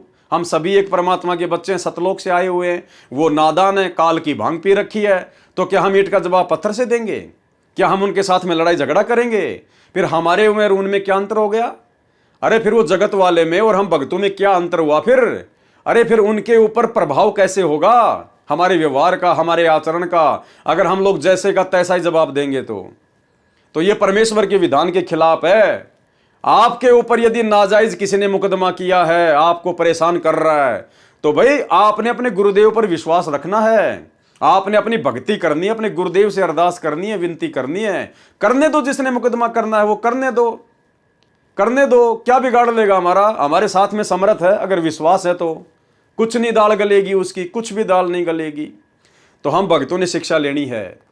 भले चाहे हमें कोई कितना दुखी करे, कोई कितना परेशान करे, मारे पीटे, कुछ भी करे, आप और हमने भाई और बहनों उफ तक जवाब नहीं देना है। उसके कर्म उसके साथ में है, हमारी भक्ति हमारे साथ में है। देखने वाला और अंत में फैसला करने वाला समर्थ जज, पूरी सृष्टि का जज सतगुरु रामपाल जी भगवान है, और हम उस जज के बेटा बेटी हैं, हम उनकी शरण में हैं। फिर काई की दिक्कत है, काई की प्रॉब्लम है? तो भाई और बहनों, हमने ये गलतियां नहीं करनी है भूल कर भी। अगर आपने ये गलती कर दी, उल्टा मुकदमा कर दिया कोर्ट कचहरी में, तो भाई और बहनों ध्यान रखना, उसी समय आपकी मर्यादा टूटेगी और आपका भक्ति में बिल्कुल भी मन नहीं लगेगा। फिर आप भी उसके साथ में कचहरियों में चक्कर काटते रहना, वकीलों को फीस के नाम पे पैसे देते रहना, लुटते रहना, अपना समय बर्बाद करते रहना। आपका मन फिर भक्ति में नहीं लगेगा, बिल्कुल भी नहीं लगेगा। क्योंकि पहली बात तो आपने ईंट का जवाब पत्थर से देकर, जिसने कांटा बोया उसको वापस कांटा बोकर आपने गुरुजी की वाणी तोड़ दी, मर्यादा तोड़ दी, तो गुरुजी का आशीर्वाद हट गया, नाम से हमारा कनेक्शन टूट गया। और फिर क्या है बाद में? फिर तो काल प्रेरणा है, फिर तो परेशानियां फिर भुगतते रहो। अंत में दुखी हो के भक्ति छोड़ दो कि गुरुजी कोई लाभ ही नहीं दे रहे। तो ये गलती भाई और बहनों, हम सत्सेवक भाई बहनों ने अपने जीवन में बिल्कुल भी नहीं करनी है। चाहे कोई हमारे ऊपर चाहे 50 मुकदमे करे, चाहे 100 मुकदमे करे, हमने बिल्कुल भी जवाब नहीं देना है। हमने अपने परमात्मा को प्रसन्न करना है, हर स्थिति में अपने गुरुजी के आगे रोना है, विनती करनी है। बाकी काम गुरुदेव भगवान का है। अभी हम बस इतना ही कह सकते हैं कि जितने भी आरोप संत रामपाल जी महाराज वे सतलोक आश्रम पर लगाए गए हैं, वे सब झूठे हैं। अभी हमारे सामने इतनी विषम परिस्थितियां उत्पन्न कर दी गई हैं कि पूरी सच्चाई को समाज के समक्ष प्रस्तुत करने में अभी समय लगेगा, लेकिन जल्दी ही उन्हें प्रमाण सहित समाज के सामने लाया जाएगा। क्योंकि 100 दिन बुराई के होते हैं तो एक दिन सच्चाई का भी होता है। इस सच्चाई को तो एक दिन सामने आना ही है। देखना यह कि आज का शिक्षित, विवेकी और सही गलत की समझ रखने वाला सभ्य समाज इसे कितनी जल्दी समझ पाता है। अरे कहाँ समझेगा भाई, जब तुम्हारे खुद के भगत भाई बहन बरवाला कांड की सच्चाई को नहीं समझ पा रहे, सात संगतियों के माध्यम से इतने अच्छे से वीडियो बना बना के गुरुजी के सत्संगों से प्रमाणित कर करके बताए जा रहे हैं। जब तुम्हारे खुद के भगत भाई बहन तुम्हारी सच्चाई नहीं समझ रहे, तो बताओ आम समाज कहाँ से समझ जाएगा बेचारा। संत रामपाल जी महाराज पर प्रशासन ने झूठे केस बनाए हैं, क्योंकि मिथ्या आरोप के आधार पर प्रशासन को संत जी को फंसाने का मुद्दा नहीं मिला। आश्रम की जमीन की रजिस्ट्री 420 का मुकदमा। वास्तविकता तो यह है कि जमीन वाले ने अपनी बहन के स्थान पर अपनी बुआ जी का अंगूठा व फोटो लगा दिया।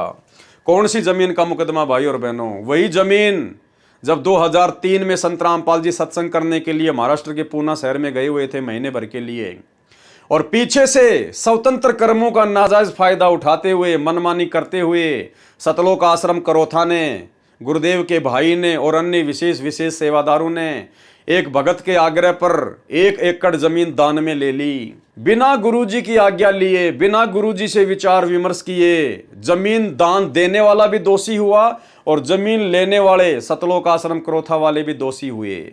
और भाई और बहनों, वो मनमाना आचरण था, स्वतंत्र कर्मों का दुरुपयोग था।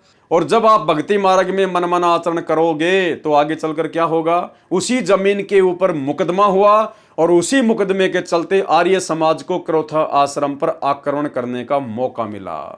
यानी क्रोथा कांड सतलोक आश्रम क्रोथा के मुख्य सेवादारों की मनमानियों का नतीजा, स्वतंत्र कर्मों का नतीजा। भाई और बहनों, अब देख लो ये स्वतंत्र कर्म कितने घातक हैं यदि इनका दुरुपयोग किया गया तो। आश्रम की जमीन की रजिस्ट्री का 420 का मुकदमा। वास्तविकता तो ये कि जमीन वाले ने अपनी बहन के स्थान पर अपनी बुआ जी का अंगूठा व फोटो लगा दिया। अगर तुम जमीन लेते ही नहीं तो भाई कैसे वो अपनी बहन की जगह अपनी बुआ का अंगूठा लगाता? अरे ना होता बांस और ना बनती बांसुरी, ना कोई धुन निकलती। अगर जमीन लेनी थी, दान में लेनी थी, तो इतनी जल्दबाजी क्यों की तुम लोगों ने? गुरुदेव भगवान को महाराष्ट्र से आने देते, उसके बाद गुरुदेव से आज्ञा लेते तो सारे काम सफल होते। लेकिन यह है मनमानियों का नतीजा। फिर गलतियां होंगी। तथा उनके नंबरदार ने शनाख्त कर दी तो जमीन प्राप्त करने वालों को क्या पता कि ये कौन है। संत रामपाल जी के न तो कहीं हस्ताक्षर हैं, अर्थात उस जमीन के ऊपर संत रामपाल जी भगवान के कहीं कोई हस्ताक्षर नहीं, क्योंकि ना तो उनकी आज्ञा से ली गई और ना ही उनके मुताबिक कोई काम हुआ, तथा न कहीं नाम है। फिर भी संत रामपाल जी पर 420 का मुकदमा बना दिया। अरे तुम्हारे स्वतंत्र कर्मों के कारण, तुम सतलोक आश्रम क्रोथा वाले भक्तों की गलतियों के कारण संत रामपाल जी के ऊपर मुकदमा लगा। नालायकों, जब तुमने वो जमीन ली बिना गुरु की आज्ञा के, बिना गुरु की सहमति के, तो क्या तुम्हें पता नहीं था कि वो जमीन नाम होगी किसके? वो सतलोक आश्रम क्रोथा के नाम होगी, वो ट्रस्ट के नाम होगी। अब सतलोक आश्रम क्रोथा का संचालक कौन है? सतगुरु रामपाल जी भगवान है। तो कल को बात बिगड़ेगी तो सतगुरु रामपाल जी भगवान पे तो बात आएगी नालायकों।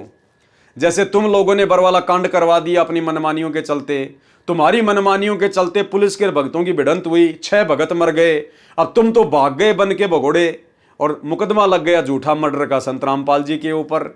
तो इस प्रकार ये भक्तों की मनमानियों का नतीजा था, जो आगे चलकर 420 का मुकदमा उसी जमीन को लेकर, जो जमीन संत रामपाल जी की आज्ञा के विरुद्ध इन भक्तों ने मनमानियां करते हुए ली थी, गुरु को मानुस मानकर, उस जमीन का मुकदमा भी संत रामपाल जी पर बना दिया गया।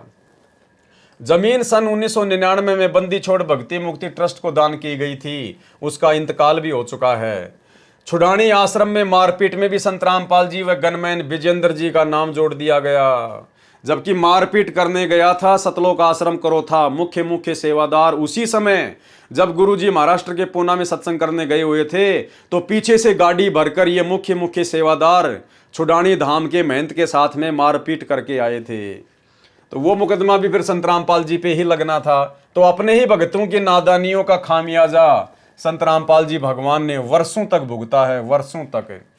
तो भाइयों और बहनों, अब परमेश्वर ने हमें इस स्तर का ज्ञान दे दिया है, इतना ज्ञान दे दिया है कि भाइयों और बहनों, अब हमने साथ संगति से जुड़कर इन सभी भाई बहनों की गलतियों से शिक्षा लेते हुए, और हमारे गुरुदेव भगवान कितने दुखी और कितने परेशान अपने ही भक्तों की नादानियों से हो चुके हैं, आने वाले समय में कम से कम हम भगत भाई बहन इस प्रकार की गलतियां करने से बचें।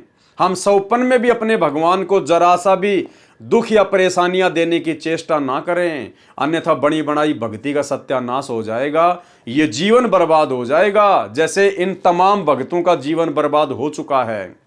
भले ही इनको लगता है कि गुरुजी हमसे नाराज नहीं है, हमारी भक्ति बिल्कुल सही चल रही है, हमारे तो ठाट बाट हो रहे हैं। भैया, सब कुछ बिगड़ चुका है, सब कुछ।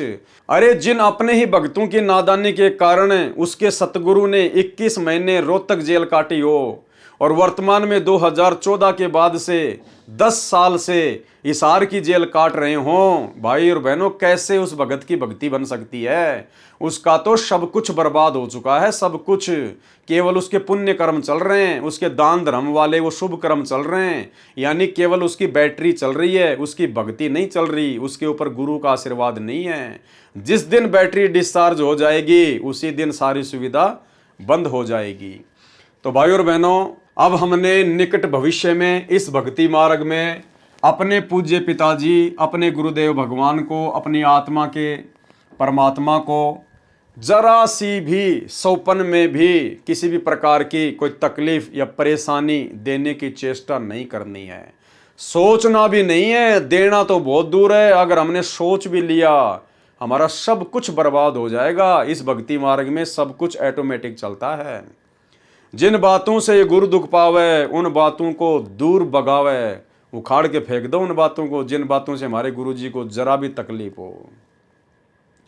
तो भाई और बहनों, ये सारी बातें आप जियों को समझ में आ चुकी है कि किस प्रकार से करोथा कांड हुआ, क्यों बरवाला कांड हुआ। खैर, बरवाला कांड के ऊपर हम कल रात्रि 9 बजे से भ्रष्ट जज को मार्ग नामक पुस्तक के माध्यम से वीडियो बनाना शुरू करेंगे। जिस प्रकार से आपको करोथा कांड की पूरी राम कहानी बताई है, आपके समझ में आ चुकी है, ठीक इसी प्रकार आपको बरवाला कांड की भी पूरी राम कहानी समझ में आ जाएगी कि बरवाला कांड 2014 में ना तो प्रशासन का कोई हाथ था, ना आर्य समाज का कोई हाथ था। यदि सबसे बड़ा हाथ था तो केवल सतगुरुदेव भगवान के कलयुगी परिवार का था, उनके भाई का था, आश्रम मैनेजमेंट का था, जिन्होंने गुरु को ना समझकर, गुरु के ज्ञान को ना समझकर, गुरु को मानुष मानकर अपने स्वतंत्र कर्मों का जमकर दुरुपयोग किया, मान बढ़ाई और अहंकार में आकर। और वही मान बढ़ाई और अहंकार उनको भी ले डूबी। भले वर्तमान में ये लोग आश्रम खोलकर ठाट बाट कर रहे हैं, इनके पास में सारे ऐसो आराम के साधन है भक्तों के दान से, लेकिन असल में ये लोग अपना जीवन बर्बाद कर चुके हैं। क्योंकि जिन महामूर्खों की महागलती के चलते जिसका गुरु 10 साल से जेल में बैठने के लिए बाध्य हो, भाई और बहनों, उस भगत की भक्ति तो कभी सौपन में भी नहीं चल सकती, केवल उसकी बैटरी चल रही है। और बैटरी तो भाई जब तक उसके संस्कार है तब तक चलेगी, क्योंकि गुरु अपनी तरफ से किसी को लात नहीं मारता। राम किसी को मारे नहीं, मारे तो हत्यारा राम। ये परमात्मा अपने ऊपर दोष नहीं लेता। राम किसी को मारे नहीं, मारे तो हत्यारा राम। अपने आप ही मर जाएंगे कर कर खोटे काम। तो जब वो खोटे काम सामने आएंगे तब देखना भाई और बहनों क्या होता है क्या नहीं होता है। तो आप और हम भाई बहनों को सतगुरु रामपाल जी भगवान ने जो ये विशेष मौका दिया है साध संगति का, और साध संगति के माध्यम से परमात्मा जिस प्रकार अपने कर कमलों से लिखी गई पुस्तकों के माध्यम से या भक्तों के द्वारा लिखी गई पुस्तकों के माध्यम से जो खुलासे करवा रहे हैं, भाई और बहनों, अब निकट भविष्य में किसी भी प्रकार की गलती की कोई गुंजाइश नहीं होनी चाहिए। अब भी यदि हमने कोई गलती कर डाली, कोई मनमानी कर डाली भक्ति मार्ग में, इतना सब कुछ पता होने के बाद भाई और बहनों, हम जिंदगी में माफ़ नहीं किए जाएंगे। जिंदगी में बनी बनाई भक्ति का सत्यानाश कर डालेंगे। तो भाई और बहनों, सतगुरु रामपाल जी परमात्मा की आप और हमारे ऊपर इसी प्रकार छप्पर फाड़ मेहर बनी रहे। परमात्मा हम सबको सद्बुद्धि बख्शे, आप और हमें मर्यादाओं में रखकर भक्ति मार्ग पर इसी प्रकार से बनाए रखे। तो करोथा कांड के रहस्य को लेकर आज हमारा ये अंतिम वीडियो था। इसके बाद में कल रात्रि 9 बजे से हम बरवाला कांड के ऊपर वीडियो बनाना शुरू करेंगे। सभी भाई बहन रात्रि 9 बजे Facebook page Pawan Das is live पर जुड़िए। और भाई और बहनों, निकट भविष्य में गलती करने से बचिए। ये मौका जो हमें गुरुदेव भगवान ने आज दिया है समझने और समझाने का साथ संगति के माध्यम से, ये फिर नेक्स्ट कलयुग की पिछली पीढ़ी तक नहीं मिलेगा। और ज़रूरी नहीं है कि नेक्स्ट कलयुग की पिछली पीढ़ी में फिर हमारा मानव जन्म हो। यदि हम पार नहीं हो पाए तो वर्तमान में हमारी इतनी भक्ति बन गई है कि असंख्य युगों तक तो हम ब्रह्मलोक से महासुरग से ही नीचे नहीं आएंगे। तो बहुत लंबा चौड़ा काम हो जाएगा भाई और बहनों, फिर बात समझ में नहीं आएगी। इसलिए सभी भाई बहन गर्दन नीची करके आधीनी भाव से गुरुदेव से अपनी आंखों में आंसू निकालते हुए प्रार्थना करके रोते हुए कि परमात्मा बख्श देना, हे परमात्मा, हमसे वो गलती ना हो जाए जो गलती आपको मानुष मान के आज से पहले आपके परिवार ने की, उन बड़े बड़े सेवादारों ने की। तो भाई और बहनों, नीची गर्दन करके भक्ति पे लगे रहें। इसी में हमारा भला है, इसी में हमारा फ़ायदा है। बाकी हर जगह काली काल है। तो करोथा कांड के रहस्य को लेकर आज की वीडियो में केवल इतना ही। कल रात्रि 9 बजे सभी भाई बहन लाइव जुड़िए बरवाला कांड के ऊपर बनने वाले वीडियो में। तब तक सतगुरुदेव भगवान हमें आशीर्वाद दें, इजाज़त दें। बंदी छोड़ सतगुरु रामपाल जी भगवान की जय हो।